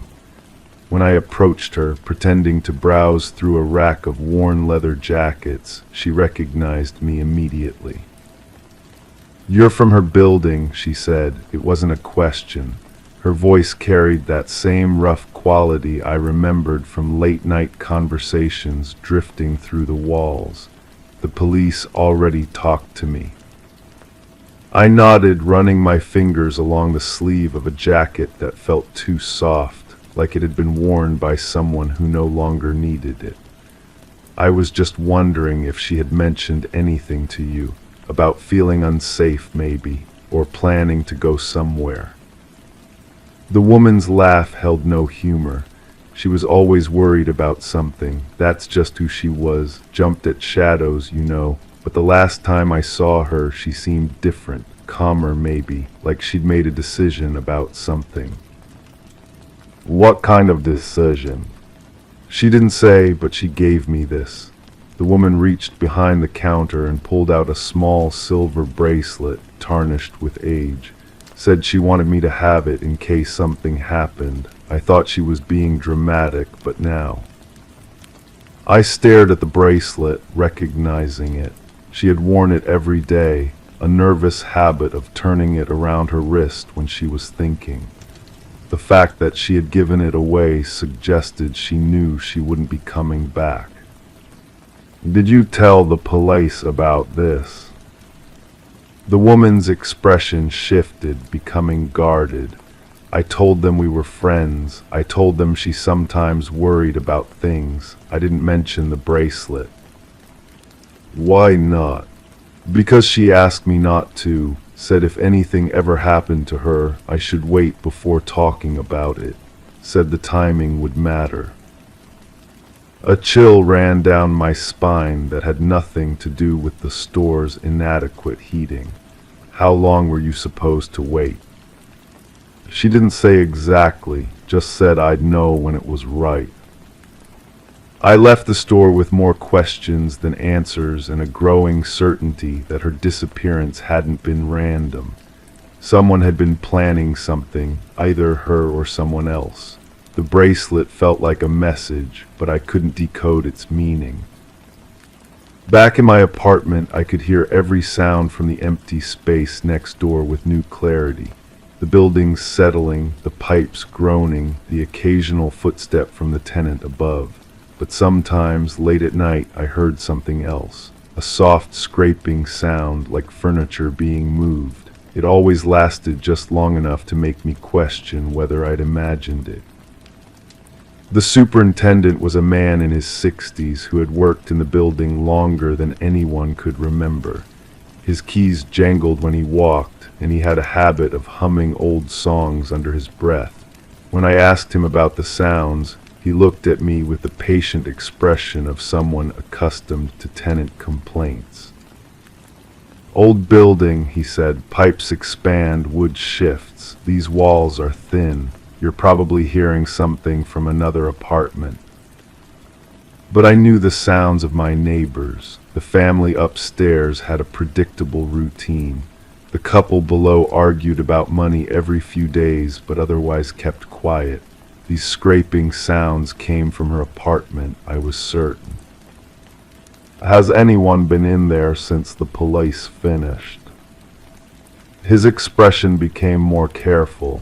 "Just me, checking on things, making sure the pipes don't freeze, that sort of thing." "Have you noticed anything unusual?" "Like what?" "I don't know, things moved around maybe. Signs that someone else has been inside." He was quiet for a long moment, keys jingling softly as he shifted them from hand to hand. "You know, now that you mention it, I did notice something strange the last time I was in there. Her bookshelf looked different, books arranged differently than I remembered, but I figured maybe the police had moved things around during their search." That night I lay awake listening. The scraping sound came again, faint but unmistakable. It lasted maybe 30 seconds, then stopped. I pressed my ear to the wall, but heard nothing more. The next morning I called the detective. She sounded even more tired than before, and I could hear the skepticism in her voice when I described what I'd been hearing. "Buildings make noise," she said, "especially old ones, and grief can make us hear things that aren't there." I'm not grieving, I barely knew her. Sometimes that makes it worse. We feel guilty for not paying more attention when we had the chance. Maybe she was right. Maybe I was projecting my own guilt onto random sounds and coincidental sightings. But that night, I decided to find out for certain. I waited until the building was quiet, then slipped into the hallway. The superintendent had given the police a key, but I knew he kept a spare in his office. It took me 20 minutes to find it, my heart pounding so loudly I was sure the entire building could hear it. Her apartment felt different in the darkness, colder somehow, and the air seemed thicker. I used my phone's flashlight to navigate, keeping the beam low to avoid attracting attention from the street. The bookshelf was exactly as the superintendent had described. The books were arranged by height rather than subject, which seemed wrong for someone who had been studying literature.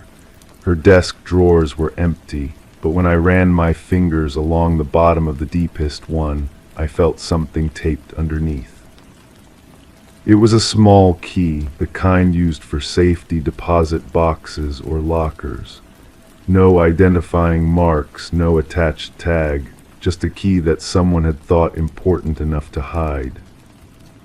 I was examining it when I heard the scraping sound again, much louder now that I was inside the apartment. It was coming from the bedroom. My mouth went dry. I stood frozen in the living room, listening as the sound continued. Not random settling or pipe expansion. Deliberate movement, rhythmic and purposeful. I forced myself to move toward the bedroom, each step feeling like it might be my last. The door was partially open, and I could see the outline of the bed, the dresser, the window with its drawn curtains. The sound stopped. I waited, barely breathing, for what felt like hours but was probably only minutes. Nothing. I pushed the door open wider and stepped inside. The room looked exactly as it had during my previous visit, except for one detail. The window was open, just a crack, but enough to let in cold air and the distant sounds of traffic. I was certain it had been closed before. I approached the window carefully, looking for signs of disturbance. The curtains moved slightly in the breeze, and I noticed something I had missed before. Scratches on the windowsill, as though something heavy had been dragged across it repeatedly. That's when I realized what the scraping sound had been. Someone had been climbing in and out of this window. Someone who had a reason to return to this apartment after she disappeared. I closed the window and left quickly, locking the door behind me and returning the key to the superintendent's office. But I couldn't shake the feeling that I was being watched, that whoever had been using that window knew I had discovered their secret.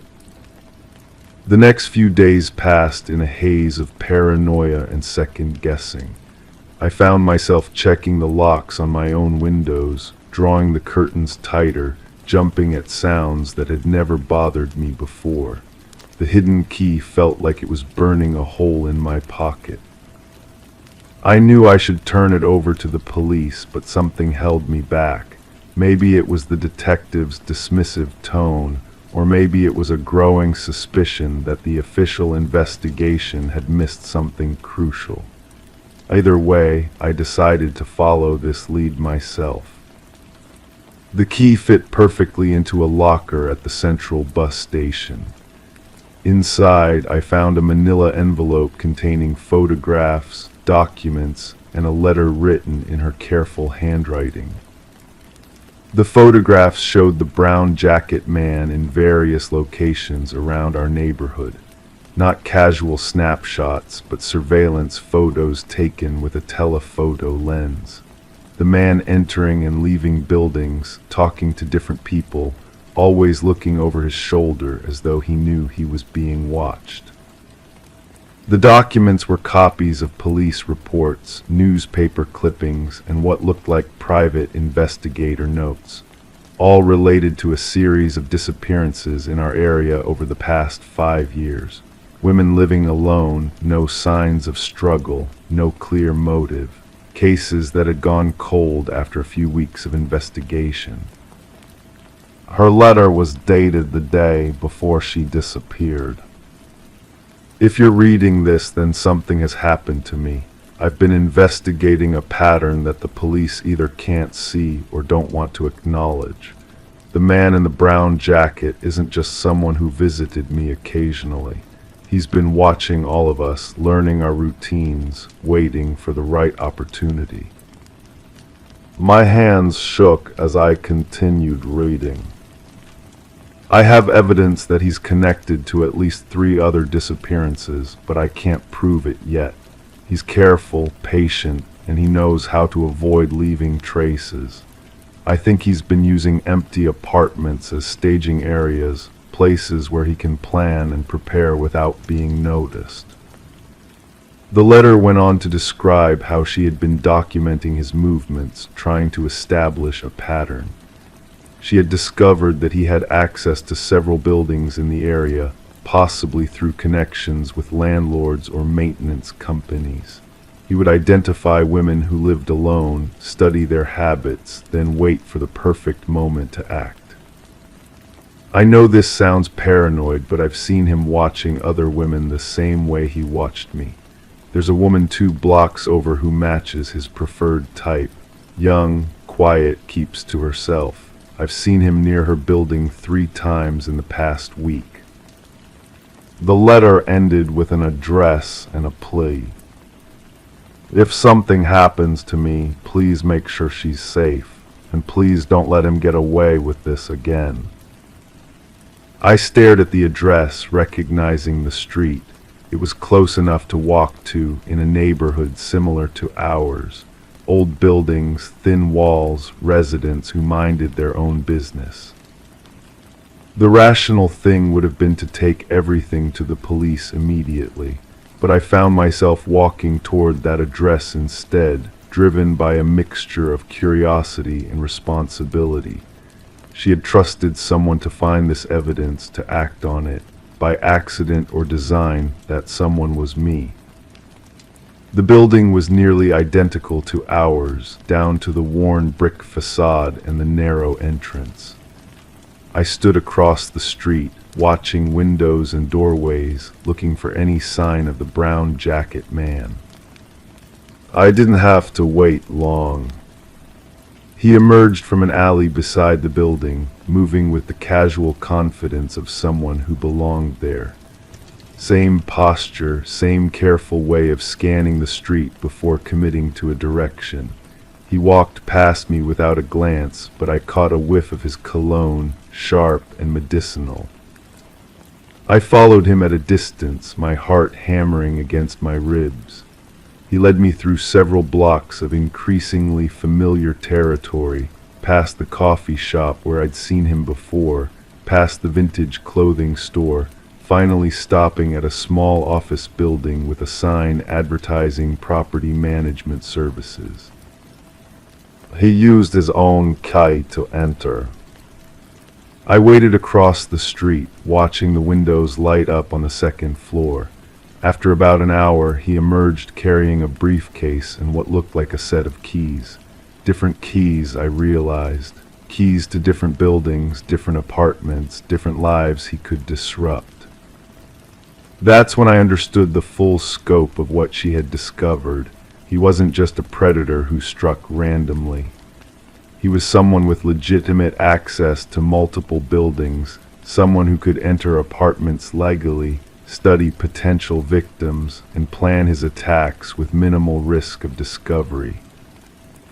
I followed him to 2 more buildings that evening, watching as he let himself in with apparent authority. At each location, he spent exactly the same amount of time inside, long enough to check on something, short enough to avoid attracting attention. The pattern was becoming clear, but I still didn't understand the end game.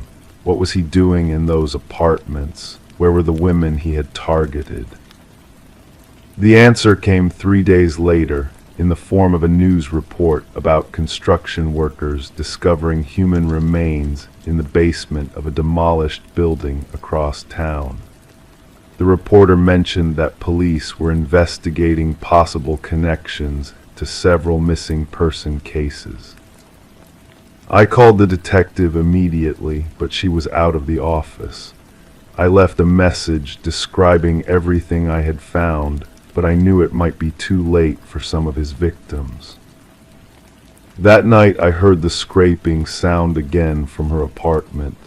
This time I was ready. I had borrowed a camera from a friend, one with night vision capability. I positioned myself in my own bedroom with a clear view of her fire escape through my window. Then I waited. He appeared just after midnight, climbing up from the alley with practiced ease. The brown jacket was gone, replaced by dark clothing that helped him blend into the shadows. He moved quickly but quietly, jimmying her window open with tools that suggested this wasn't his first break-in. I filmed everything, my hands surprisingly steady despite the adrenaline coursing through my system. He was inside for nearly an hour, and I could see the beam of his flashlight moving methodically through the rooms. When he finally emerged, he was carrying something, a small bag or box that he handled carefully, as though its contents were fragile. He climbed down the fire escape and disappeared into the alley. I waited until I was certain he was gone, then called 911. The police arrived within minutes, but by then he was long gone. The detective showed up shortly after, looking skeptical until I showed her the video footage and the contents of the locker. "Why didn't you bring this to us immediately?" she asked, but her tone had changed. She was taking me seriously now. "I wasn't sure you'd believe me, and I wanted to make sure I had enough evidence to make it stick." She studied the photographs and documents, her expression growing darker with each page. Some of these reports are from other jurisdictions. If he's been operating across multiple areas, that would explain why we didn't see the pattern. The investigation that followed moved quickly. The property management company confirmed that he had been an employee for 6 years, with access to dozens of buildings. A search of his apartment revealed detailed files on potential victims, including floor plans, daily schedules, and personal information gathered through illegal entries. They found her belongings in a storage unit he rented under a false name. Her purse, her identification, personal items from other missing women, but they didn't find her. He was arrested at his office the next morning, maintaining his innocence even when confronted with the evidence. During questioning, he admitted to entering apartments illegally, but claimed he was only stealing small items, nothing more serious. The detective called me after the first interrogation session. He's not talking about the disappearances, claims he doesn't know anything about missing women, says he was just a petty thief who got carried away. Do you believe him? No, but believing and proving are different things. We need more evidence to connect him to the actual disappearances. That evidence came from an unexpected source. The woman with the raspy laugh called me a week after his arrest, her voice shaking with emotion. "I lied to you before," she said, "about the bracelet, about what she told me. I was scared, but I can't stay quiet anymore." We met at the vintage clothing store after closing time. She locked the door behind me and led me to a back room filled with boxes and mannequins. "She didn't just give me the bracelet," she began. "She gave me a message, said if anything happened to her, I should wait until someone was arrested, then tell the truth." She pulled out a small recording device, the kind used for voice memos. She made this the night before she disappeared, said it was insurance in case her evidence wasn't enough. The recording was brief but devastating, her voice calm and clear, describing how the brown jacket man had approached her directly, not as a predator, but as someone offering to help her disappear. "He knows about my debts," her recorded voice explained. "Knows I've been struggling, that I'm behind on rent. He says he can help me start over somewhere else, but I have to leave everything behind, make it look like I just vanished." The recording continued with her growing realization that his offer wasn't legitimate, that the other women who had accepted similar deals had never been heard from again. "I'm going to meet him tomorrow night. I'll be wearing a wire, trying to get him to admit what happened to the others. If something goes wrong, if I don't come back, this recording should be enough to start a real investigation." But she had never made it to that meeting. Something had gone wrong before she could gather the final evidence she needed. The recording was enough to reopen the investigation with renewed focus. Faced with her voice describing his approach, the brown jacket man finally began to talk. His confession was methodical and chilling. He had been targeting women in financial distress, offering them a way out of their problems in exchange for their cooperation in faking their own disappearances. He would help them leave town, he claimed, set them up with new identities in different places. Instead, he had been killing them and disposing of their bodies in buildings scheduled for demolition. The construction site where remains had been found was just one of several locations he had used over the years. She had been different from the others. Instead of accepting his offer, she had recognized the danger and started investigating. Her surveillance photos and documentation had threatened to expose his entire operation. "She was supposed to meet me that night," he told the detective, "but she never showed up. I went to her apartment to find out why, and she was gone, just gone. I thought maybe she had figured it out and run." "So you kept going back to her apartment, looking for what?" "Evidence. I knew she had been watching me, taking pictures. I needed to find out what she had collected, who she might have told." But he never found her evidence because she had been smarter than he realized. She had hidden it where only someone who cared enough to investigate would think to look. The case made headlines for weeks. The brown jacket man was charged with multiple counts of murder, and police departments across several jurisdictions began reviewing their cold cases for similar patterns.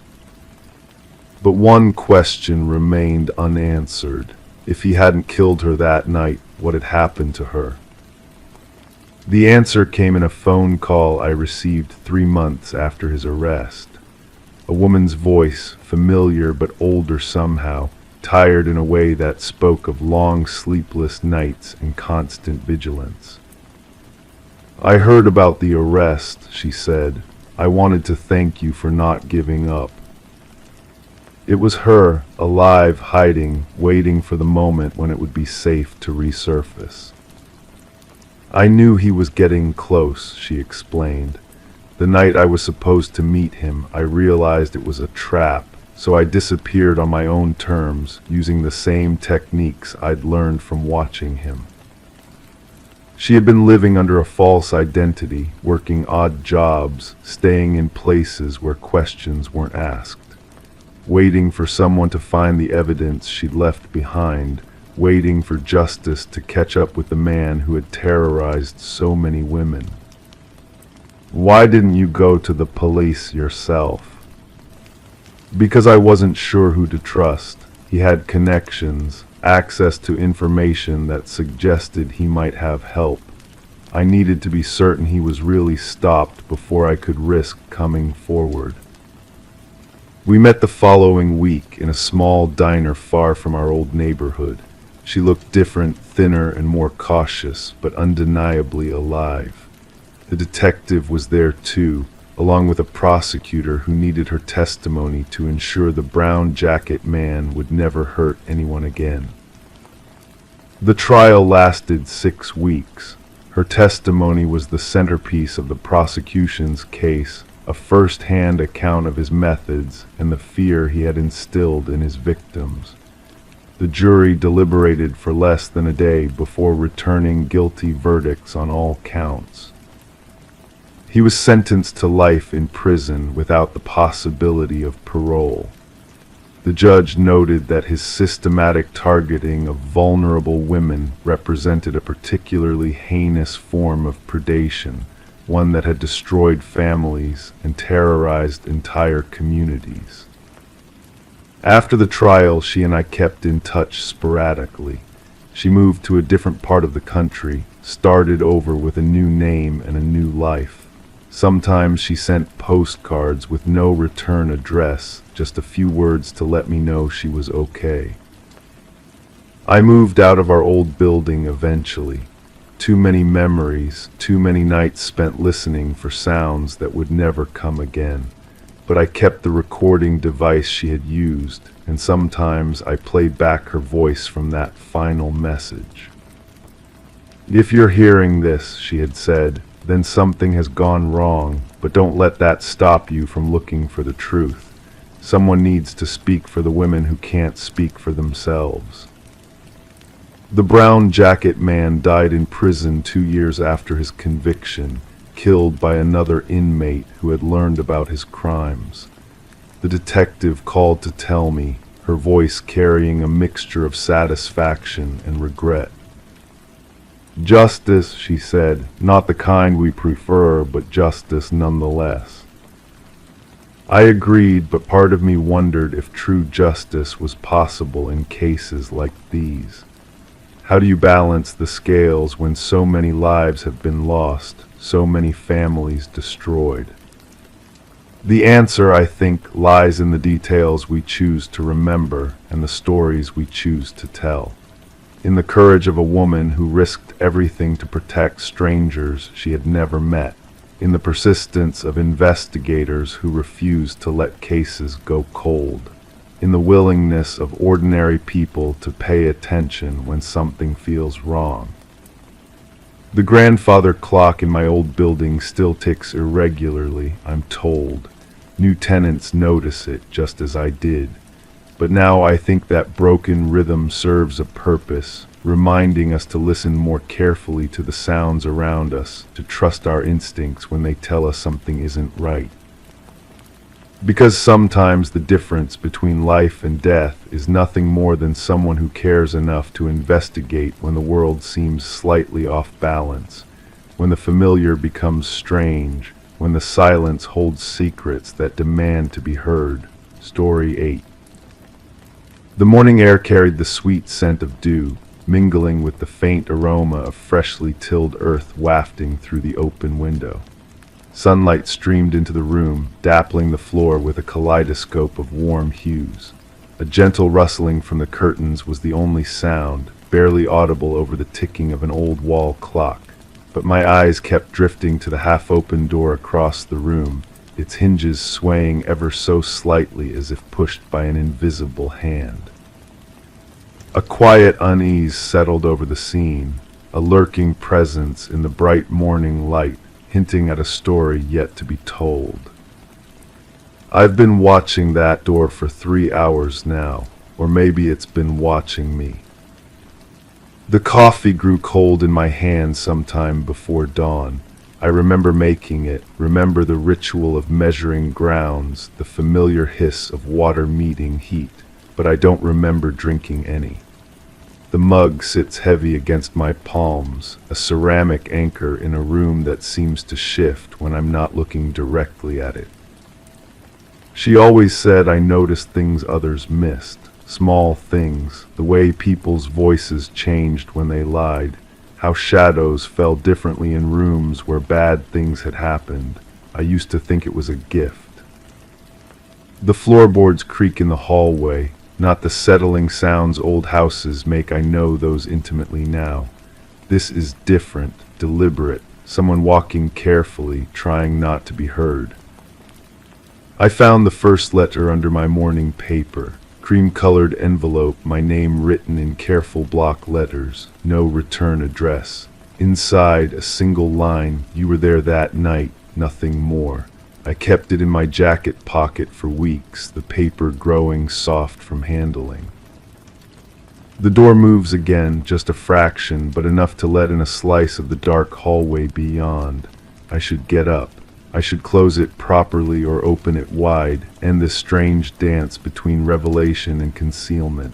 Instead, I sit frozen, coffee cooling, watching. Memory is unreliable. I learned this in therapy back when I still believed talking could fix things. The mind reshapes events, fills gaps with imagination, turns shadows into monsters or monsters into shadows. But some details remain sharp as broken glass, the sound her shoes made on gravel, the way moonlight caught the chrome bumper of that car, how quiet everything became after. The second letter arrived on a Tuesday. I'm certain because Tuesday is garbage day, and I was wheeling the bin back when I saw it tucked under the windshield wiper of my car. Same handwriting, same careful block letters. The others don't remember, but you do. Others, plural, this suggested a group, a conspiracy of forgetting, but I couldn't recall any others. Just me, standing at the edge of understanding, holding pieces of a puzzle I wasn't sure I wanted to complete. The room grows warmer as morning progresses, but the chill in my chest remains constant. It settled there the night I first saw her face in the local paper. Missing person. Reward offered. Have you seen this woman? The photograph was grainy, taken at some family gathering where she was laughing at something beyond the camera's range, but I knew those eyes. I called the number, hung up before anyone answered, called again. This time a man's voice, tired and hopeful. Hello, do you have information about my daughter? Your daughter, 2 words that changed everything. Because she wasn't just a face in a crowd anymore, wasn't just a stranger whose path had crossed mine in some half-remembered moment. She belonged to someone. Someone who waited by the phone, who put her picture on milk cartons and telephone poles, who probably lay awake staring at ceilings and wondering. The third letter came with a photograph. I'm looking at it now, propped against the windowsill where the morning light makes every detail painfully clear. It's taken from a distance through trees, but the subjects are unmistakable. A man and woman standing beside a car, their faces turned toward each other in conversation. The woman is pointing at something beyond the frame. The man has his hands in his pockets, shoulders slightly hunched. The man is me. I don't remember this conversation, don't remember that particular car, though it looks familiar in the way dreams feel familiar upon waking. But there I am, captured in someone else's memory, participating in a scene I can't place. The woman in the photograph isn't the same woman from the missing person flyer. This one is older, wearing a dark coat that makes her blend into the evening shadows. Her face is turned away from the camera, but something about her posture suggests urgency or fear. The door swings wider now, revealing more of the hallway's darkness. I can see the opposite wall, where family photographs hang in neat rows. Smiling faces from better times when the future seemed manageable and the past stayed where it belonged. I've been thinking about that night again, the one the letters reference, the one that sits in my memory like a stone in still water, creating ripples I can't quite trace to their source. I was driving home from somewhere, a work function, maybe, or dinner with friends whose names have faded. The roads were empty, slick with recent rain. That's when I saw the car. It was pulled over on the shoulder, hazard lights blinking in the darkness like a distress signal. I slowed down, the way you do when you're trying to decide whether to stop and help or mind your own business and keep driving. The decision felt important then, though I couldn't say why. A woman stood beside the open driver's door, her silhouette illuminated by the interior light. She was looking at something in her hands, keys, maybe, or a phone. When my headlights swept across her, she looked up, and for just a moment our eyes met through the windshield. I kept driving. This is what haunts me now, sitting in this bright morning room with its deceptive normalcy. Not what I did, but what I didn't do.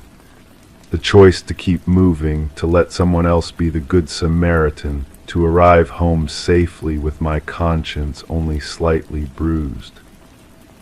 But memory is unreliable, and maybe that's not how it happened at all.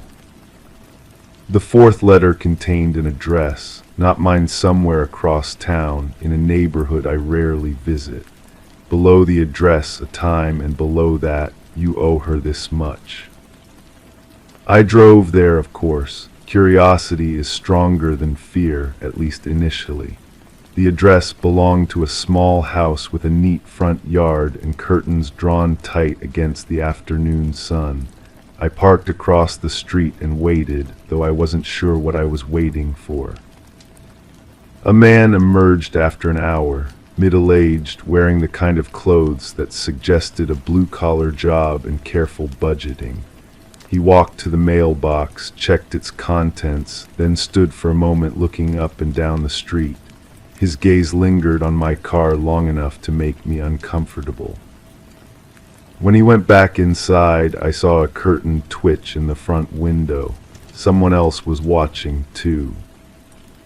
The coffee has gone completely cold now. I set the mug on the side table, next to the stack of letters I've read and reread until the words have lost all meaning. 5 letters total, each one drawing me deeper into a story I'm not sure I want to understand. The 5th letter was different, longer, more detailed, written in the same careful block letters, but with an urgency that made the pen press deeper into the paper. She never made it home that night. The car was found the next morning empty, keys still in the ignition. The police said she probably got confused, wandered into the woods looking for help. They searched for weeks, found nothing. Case went cold, but you saw her. You were the last person to see her alive, and you just drove away. The last person to see her alive. These words circle in my mind like vultures, picking at the edges of certainty, because I'm not sure anymore what I saw that night, or when that night even was. Time has a way of folding in on itself, making recent events feel ancient and old memories sharp as yesterday's pain. The door is fully open now. I can see the entire hallway, empty and waiting. Somewhere in the house, a floorboard creaks. The sound of someone trying to move quietly, or maybe just the natural settling of old wood under changing temperature. I think about the man at the mailbox, how he looked at my car with recognition rather than curiosity. I think about the curtain moving in the window, about being watched by watchers, about the possibility that I'm not the only one receiving letters. The photograph on the windowsill catches the light differently now. The angle of the sun has shifted, and I can see details that were hidden before. In the background, barely visible through the trees, there's another car. Dark-colored, nondescript, but definitely occupied. A shadow behind the windshield suggests someone sitting in the driver's seat. Someone else was watching that night, too. This changes things, though I'm not sure how. If there were other witnesses, other people who saw whatever happened between me and the woman by the roadside, then why haven't they come forward? Why am I the only one receiving these accusations wrapped in cream-colored envelopes? Unless I'm not. The house feels different now, charged with possibility and dread in equal measure. Every sound seems amplified: the tick of the clock, the whisper of curtains against the window frame, the almost inaudible hum of electricity through the walls. I'm hyper-aware of my own breathing, of the way my heart has begun to beat slightly faster. I stand up finally, legs stiff from sitting in one position for too long. The movement feels significant, like crossing a threshold I can't uncross. The letters remain on the side table, but their hold on me has shifted. They're no longer accusations, but invitations, breadcrumbs leading deeper into the forest. The hallway stretches before me, longer than it seemed from the chair. Family photographs line the walls like witnesses, their smiling faces now appearing forced, their eyes tracking my movement with uncomfortable intensity. At the far end, the front door stands closed, but I can see light seeping around its edges. Someone is on the porch. Not walking by, not delivering mail or packages. Standing still, waiting. The shadow visible through the frosted glass panel hasn't moved in the minutes I've been watching. It's patient in a way that suggests purpose, familiarity with waiting. I approach slowly, each step deliberate. The floorboards that creaked under mysterious footsteps earlier are silent under mine, as if the house itself is holding its breath. When I reach the door, I can hear something new, the soft sound of breathing that isn't my own. My hand hovers over the deadbolt, such a small action, turning a piece of metal, opening a door, but it feels enormous. Final, like choosing between two different versions of reality, two different endings to a story I'm still not sure I understand. The breathing continues, steady and patient. Not threatening exactly, but not reassuring either. Just human, which somehow makes it worse. Monsters would be easier to dismiss.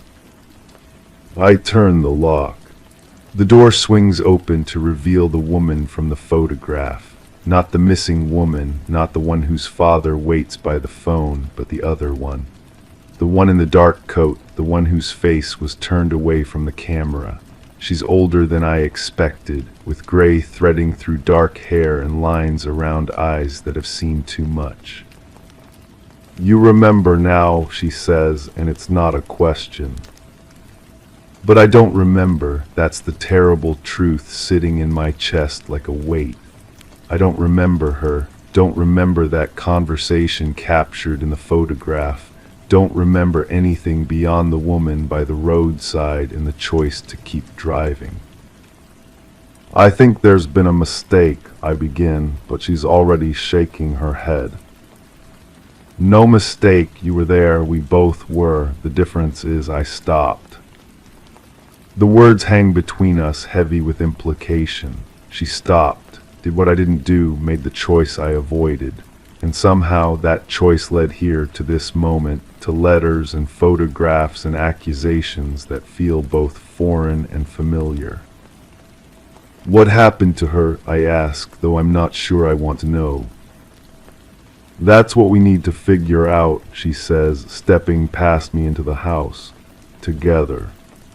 The door remains open behind her, morning light spilling across the threshold. But the brightness feels different now, less welcoming, more exposing. As if everything hidden is about to be dragged into the light, examined, judged.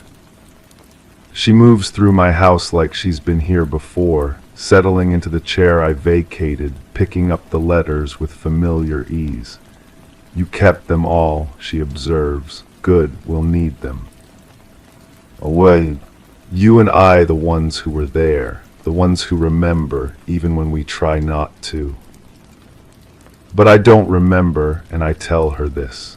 She looks at me with something that might be pity or might be understanding, two emotions that feel equally uncomfortable.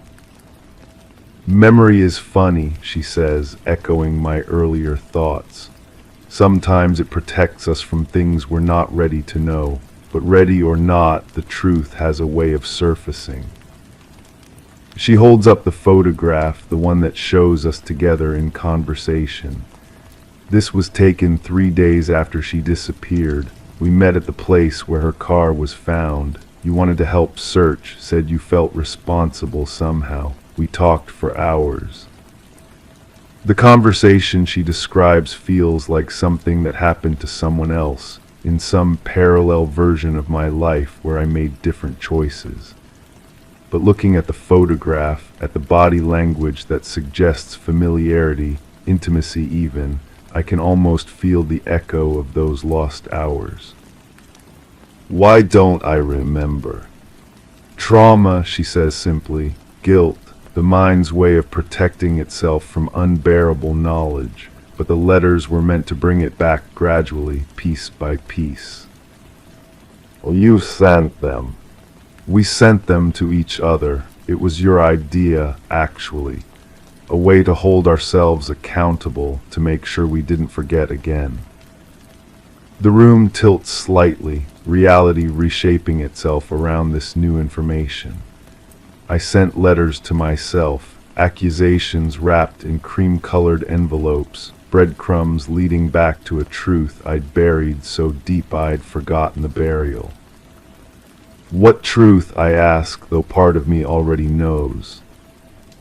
She sets down the photograph, looks at me with eyes that hold too much knowledge, that we found her. That night after you came back, after we searched together, we found her in the woods and she was still alive. Still alive, two words that change everything, that transform a story of abandonment into something far more complex. I lean against the door frame, legs suddenly unsteady, as fragments of memory begin to surface like debris from a shipwreck. A woman's voice, weak but determined, calling for help from the darkness between trees. The beam of a flashlight illuminating a face pale with shock and cold. The decision we made together, standing over her broken body, about what came next. She asked us not to call for help, the woman continues, her voice barely above a whisper. Said there were people looking for her, people who would hurt her if they found her alive, begged us to help her disappear instead. The memory crystallizes slowly, like a photograph developing in chemical baths.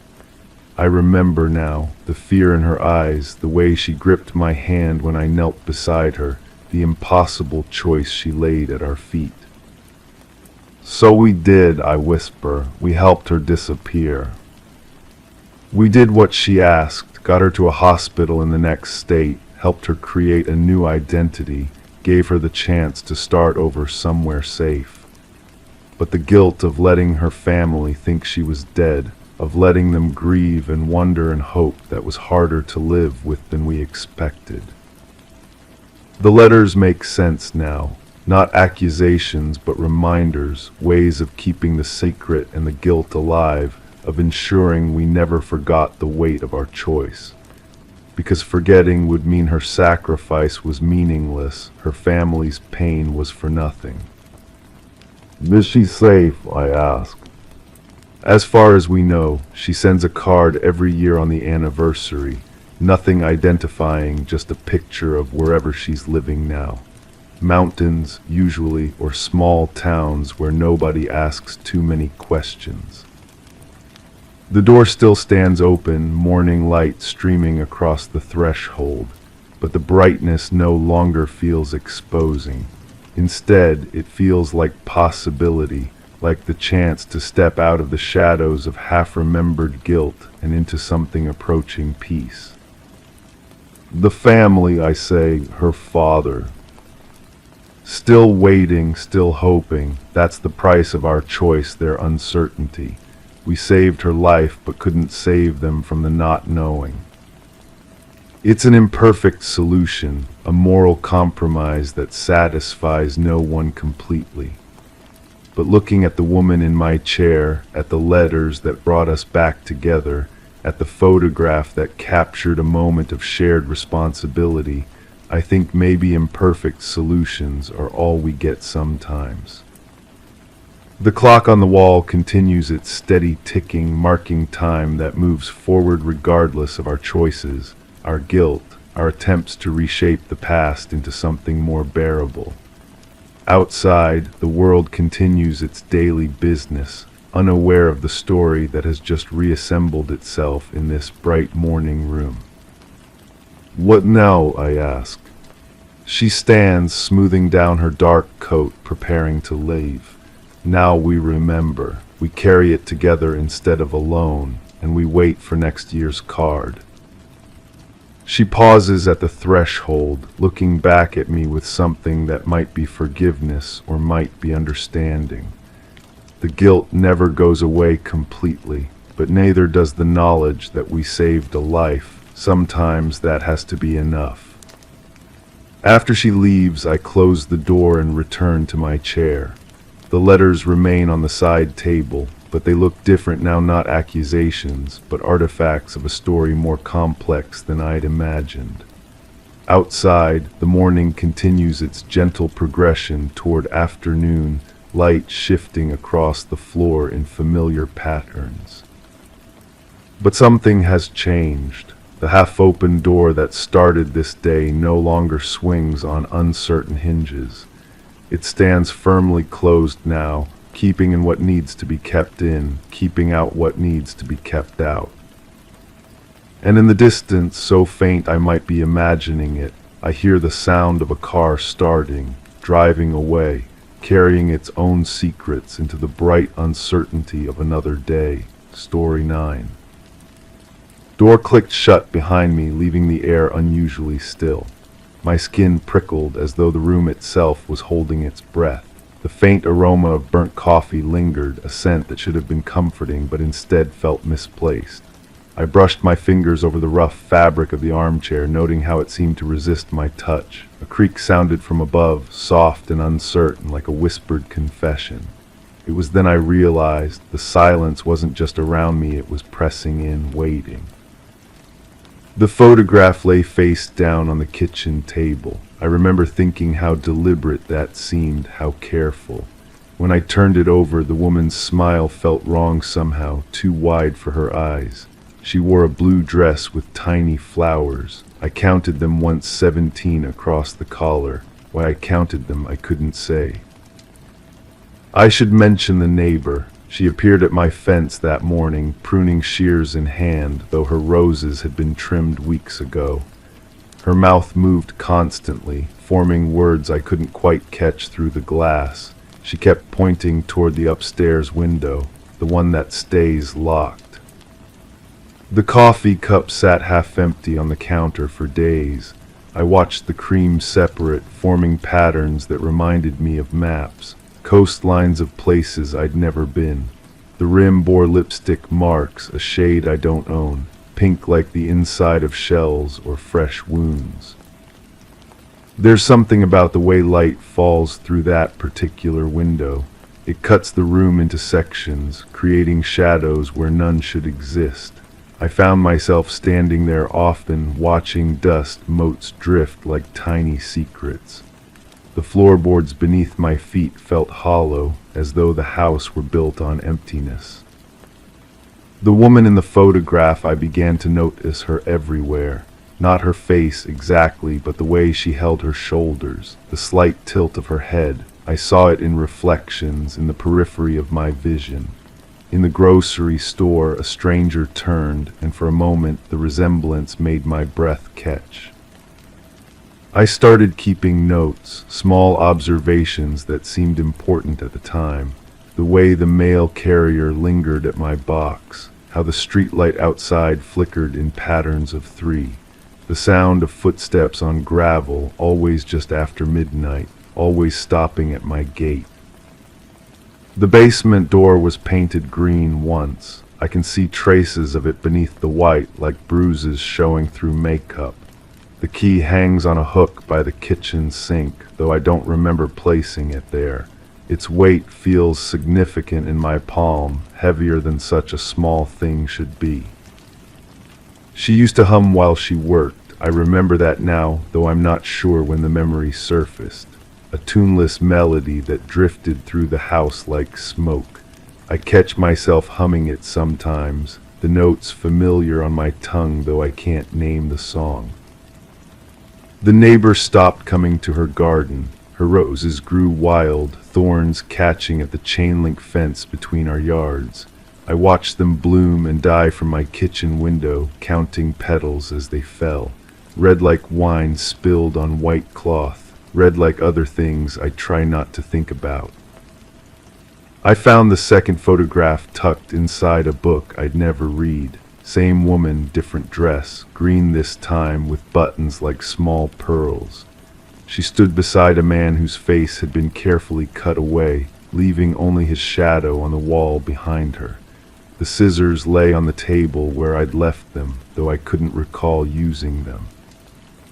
The phone rings at strange hours. When I answer, there's only breathing, soft and measured. Sometimes I think I hear my name whispered in the static, but voices can play tricks in the dark. I've stopped answering, but the ringing continues, echoing through rooms I thought were empty. There's a stain on the carpet upstairs, shaped like a question mark. I've scrubbed it countless times, but it always returns, dark and insistent. The cleaning supplies burn my hands now, leaving marks that fade by morning. I wonder if guilt leaves similar traces, invisible but permanent. The woman's smile haunts me less than her eyes. They hold a knowledge I don't want to share, a secret that tastes like copper pennies and regret. I've hidden the photographs, but her gaze finds me anyway, reflected in windows, in puddles, in the blade of the kitchen knife I used to cut my evening fruit. I remember now why the coffee smelled wrong. She drank it black, bitter as medicine. I always added cream, watching it swirl and disappear. But that morning the cup held only darkness, and I knew she wouldn't be coming back to finish it. The neighbor asked me once about the woman who used to visit, asked in that careful way people do when they're not sure they want the answer. I told her I lived alone, had always lived alone. But her eyes lingered on the upstairs window, the one that stays locked, and I wondered what she'd seen there in the early morning light. The floorboards creak differently now, as though the house is settling into new rhythms. I follow the sounds sometimes, tracking them from room to room, but I never find their source. Only empty spaces and the lingering scent of flowers, the kind they place on graves. I should have noticed the pattern sooner, the way she arranged things in perfect lines, salt and pepper shakers, books on the shelf, even her shoes by the door, toes pointing toward the exit as though she were always planning to leave. Now I arrange things the same way, though I can't remember learning how. The key to the basement grows warm in my hand. I hold it often, feeling its teeth bite into my palm.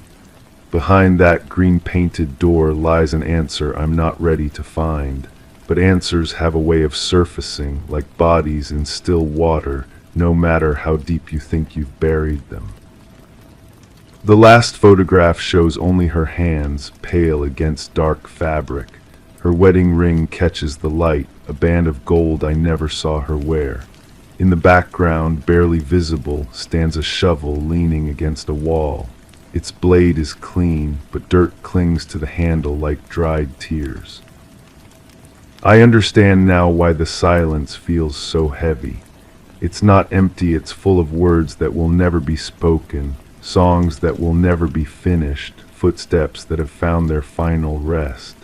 The house holds its breath because breathing would disturb what lies beneath. The neighbor's roses have grown through the fence, their thorns catching at my clothes when I pass. Red petals scatter across my yard like drops of something precious spilled. I gather them sometimes, pressing them between pages of books I'll never read again. Evidence of beauty in a world that feels increasingly hollow. But tonight, as I sit in the armchair with its rough fabric and resistant texture, I hear something new. Not footsteps or whispered names, but the soft sound of earth settling. The basement key grows cold in my hand, and I realize the waiting is almost over. The photograph on the table has turned itself face down again, though I left it upright this morning.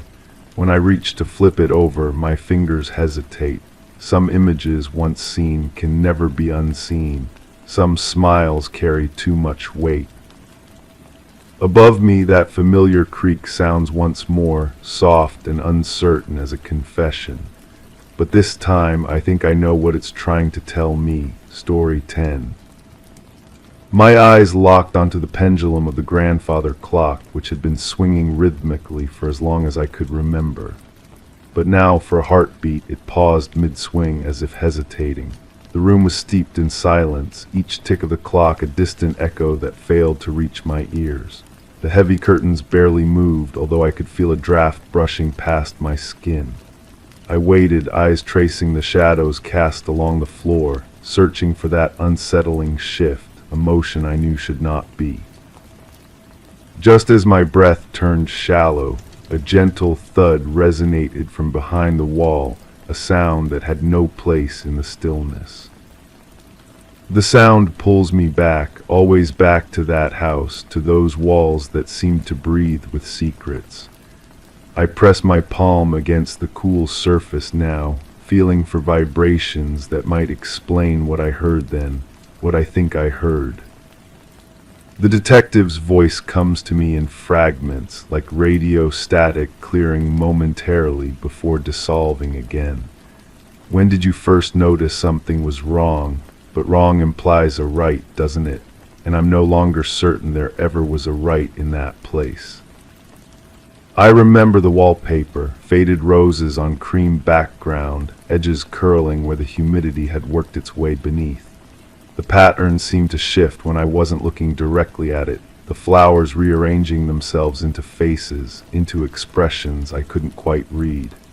The homeowner had mentioned the wallpaper during our first conversation, how it had been there since before the previous tenant, before the one before that. Family heirloom, she'd said, running her fingers along the wall with something that might have been affection or might have been resignation. Some things you just don't change. But the thud, that sound that didn't belong. I find myself returning to it, circling like water around a drain. Was it the settling of old wood, the expansion and contraction of pipes hidden behind plaster and paint? Or was it something else, something that required explanation in ways that settling and expansion could not provide? The case file sits on my desk now, though I'm not sure why I still keep it. The official conclusion was straightforward enough. No evidence of foul play, no signs of forced entry. No indication that anything untoward had occurred within those walls, but the file doesn't capture the weight of that silence, the way it pressed against my eardrums like deep water. She had been missing for 3 days when they called me in. The neighbor who reported it seemed genuinely concerned, though there was something in her manner that suggested she'd been watching that house for longer than 3 days, much longer. She kept regular hours, the neighbor told me, standing in her own doorway, reluctant to step outside. Lights on at sunset, off by 10, always the same pattern until they weren't. Pattern, everything about that case was about patterns, about the subtle disruptions that signal when something has shifted out of its natural rhythm.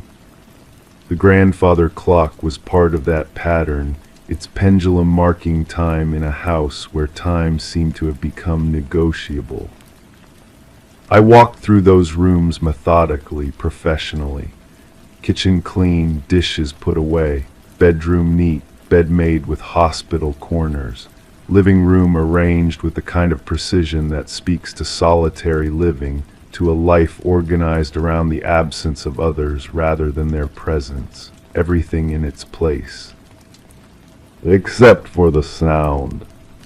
It came again while I was examining the bookshelf, running my finger along the spines of novels arranged alphabetically by author. The same gentle thud, muffled but distinct, emanating from somewhere behind the wall that separated the living room from what the floor plan indicated was a storage closet. I found the closet door, though it took longer than it should have. The hallway seemed to bend in ways that didn't match my memory of the house's layout, and I wondered if the stress of the case was affecting my perception more than I'd realized. The door was locked, but the key hung from a small hook nearby, as if its concealment was more symbolic than practical. Inside, winter coats, boxes of photographs, the accumulated detritus of a life lived in one place for many years. Nothing unusual, nothing that would explain the sound, but the wall at the back of the closet felt different when I pressed against it. Not hollow exactly, but less solid than I expected. The photographs drew my attention, box after box of them, some in albums, others loose and fading. The missing woman appeared in many of them, but always at the edges, always slightly out of focus, as if she existed in the peripheral vision of her own life. In the center of most photos was another woman, similar in age and build, but with a presence that commanded the frame. Her sister, the neighbor explained when I asked. They lived together for years until the accident. Accident, another word that carries weight without specificity. I pressed for details, but the neighbor's knowledge was second-hand, gathered from overheard conversations and observed behaviors rather than direct experience. The sister had died, that much was certain. How and when remained frustratingly vague. The thud came again as I was leaving the closet. This time I was ready for it, listening with the kind of focused attention that sharpens all the senses. It wasn't random. There was a rhythm to it, irregular but intentional, like someone tapping out a message in a code I didn't understand. I spent the next hour mapping the walls, measuring distances, trying to account for every inch of space within the house's footprint. The mathematics didn't align. There was a gap, a space that existed according to the building's exterior dimensions, but couldn't be accessed from any room I'd found. The contractor I consulted later was dismissive. Old houses settle funny, he told me. Walls get added, removed, modified. You'd be surprised how many places have dead space nobody thinks about anymore. Dead space, the phrase stayed with me. I returned to the house the next day, and the day after that. Each visit revealed new details that I'd somehow missed before. A second key hidden behind the kitchen clock, a loose floorboard in the hallway that creaked with a different pitch than the others, a window in the bathroom that offered a view of the backyard I hadn't noticed previously.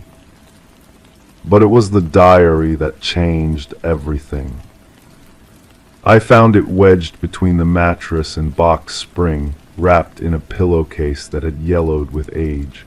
The handwriting was careful, deliberate, the kind that comes from years of practice. But the entries were troubling in their repetition, their obsessive attention to details that seemed increasingly disconnected from reality. She's in the walls again, read one entry. I can hear her moving around, trying to find her way out. I've told her there's no door from that side, but she doesn't listen. She never listened. Another, the sound is getting louder, more insistent. I think she's angry about something, but I can't remember what. There are so many things I can't remember anymore. And later, I've decided to join her. It's the only way to make the sound stop. The final entry was dated just 4 days before the missing person report was filed. But the handwriting was different, shakier, as if written by someone whose grip on both pen and reality had become uncertain. I understand now, there was never a sister, there was never an accident. There is only me and the sound I make when I try to leave. I closed the diary and sat in that too quiet living room, listening to the grandfather clock mark time with mechanical precision.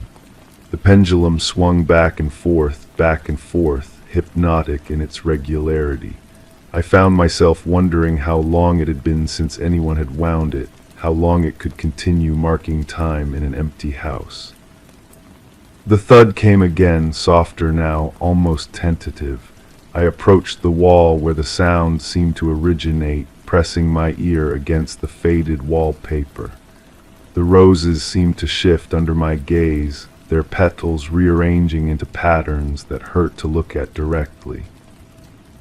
Behind the wall, I could hear something that might have been breathing, or might have been the house itself expanding and contracting with changes in temperature. The sound was rhythmic, patient, as if whatever made it had been waiting a very long time to be heard. I called in the construction crew the next morning. They found the hidden space exactly where I expected it to be, a narrow gap between walls that had been sealed off decades earlier during a renovation. Inside was a chair, a small table, and evidence that someone had spent considerable time in that cramped, airless space. But no body, no physical evidence of what had happened to the missing woman, just the lingering sense that something had been resolved in a way that defied conventional understanding. The case was officially closed as a missing person with no leads. The house was eventually sold to new owners who mentioned, in passing, that they'd had the grandfather clock repaired. It had been keeping poor time, they said, sometimes stopping altogether for no apparent reason. I drive past that house sometimes, though I'm not sure why. The new owners have replaced the wallpaper, updated the lighting, made it into the kind of place where patterns are reliable and sounds have explicable sources. But I still find myself listening for that gentle thud, that patient tapping from behind walls that may or may not conceal the spaces where people go when they can no longer bear the weight of being found. The pendulum swings, time moves forward, and somewhere in the gap between what we know and what we fear to know, the sound continues, waiting for the next person who will press their ear against the wall and wonder what stories are told in the spaces we pretend don't exist. I understand now why some cases resist resolution. They're not meant to be solved in the traditional sense, but rather to be carried like a weight that shifts but never disappears. The truth isn't always something that can be uncovered and examined in daylight. Sometimes it lives in the spaces between certainty and doubt, in the pause between one tick of the clock and the next. The sound follows me still. Not literally, but in the way that certain frequencies become part of your internal landscape, playing just below the threshold of conscious awareness. I hear it in quiet moments, in the settling of my own house, in the spaces between words when people are deciding what they're willing to say aloud. And sometimes, when I'm very still and very quiet, I think I understand what it's trying to tell me. That disappearance isn't always about going somewhere else. Sometimes it's about finding the hidden spaces that were always there, waiting patiently behind the walls we build to keep the world at a manageable distance. The grandfather clock in that house is keeping perfect time now, its pendulum swinging with mechanical precision. But I know that precision is temporary, that eventually all clocks slow down, all patterns break, all walls reveal the spaces they were built to conceal. In the end, that's what haunts me most about the case. Not what I found, but what I didn't find. Not the sound itself, but the silence that came after, when I finally stopped listening for answers that were never meant to be heard.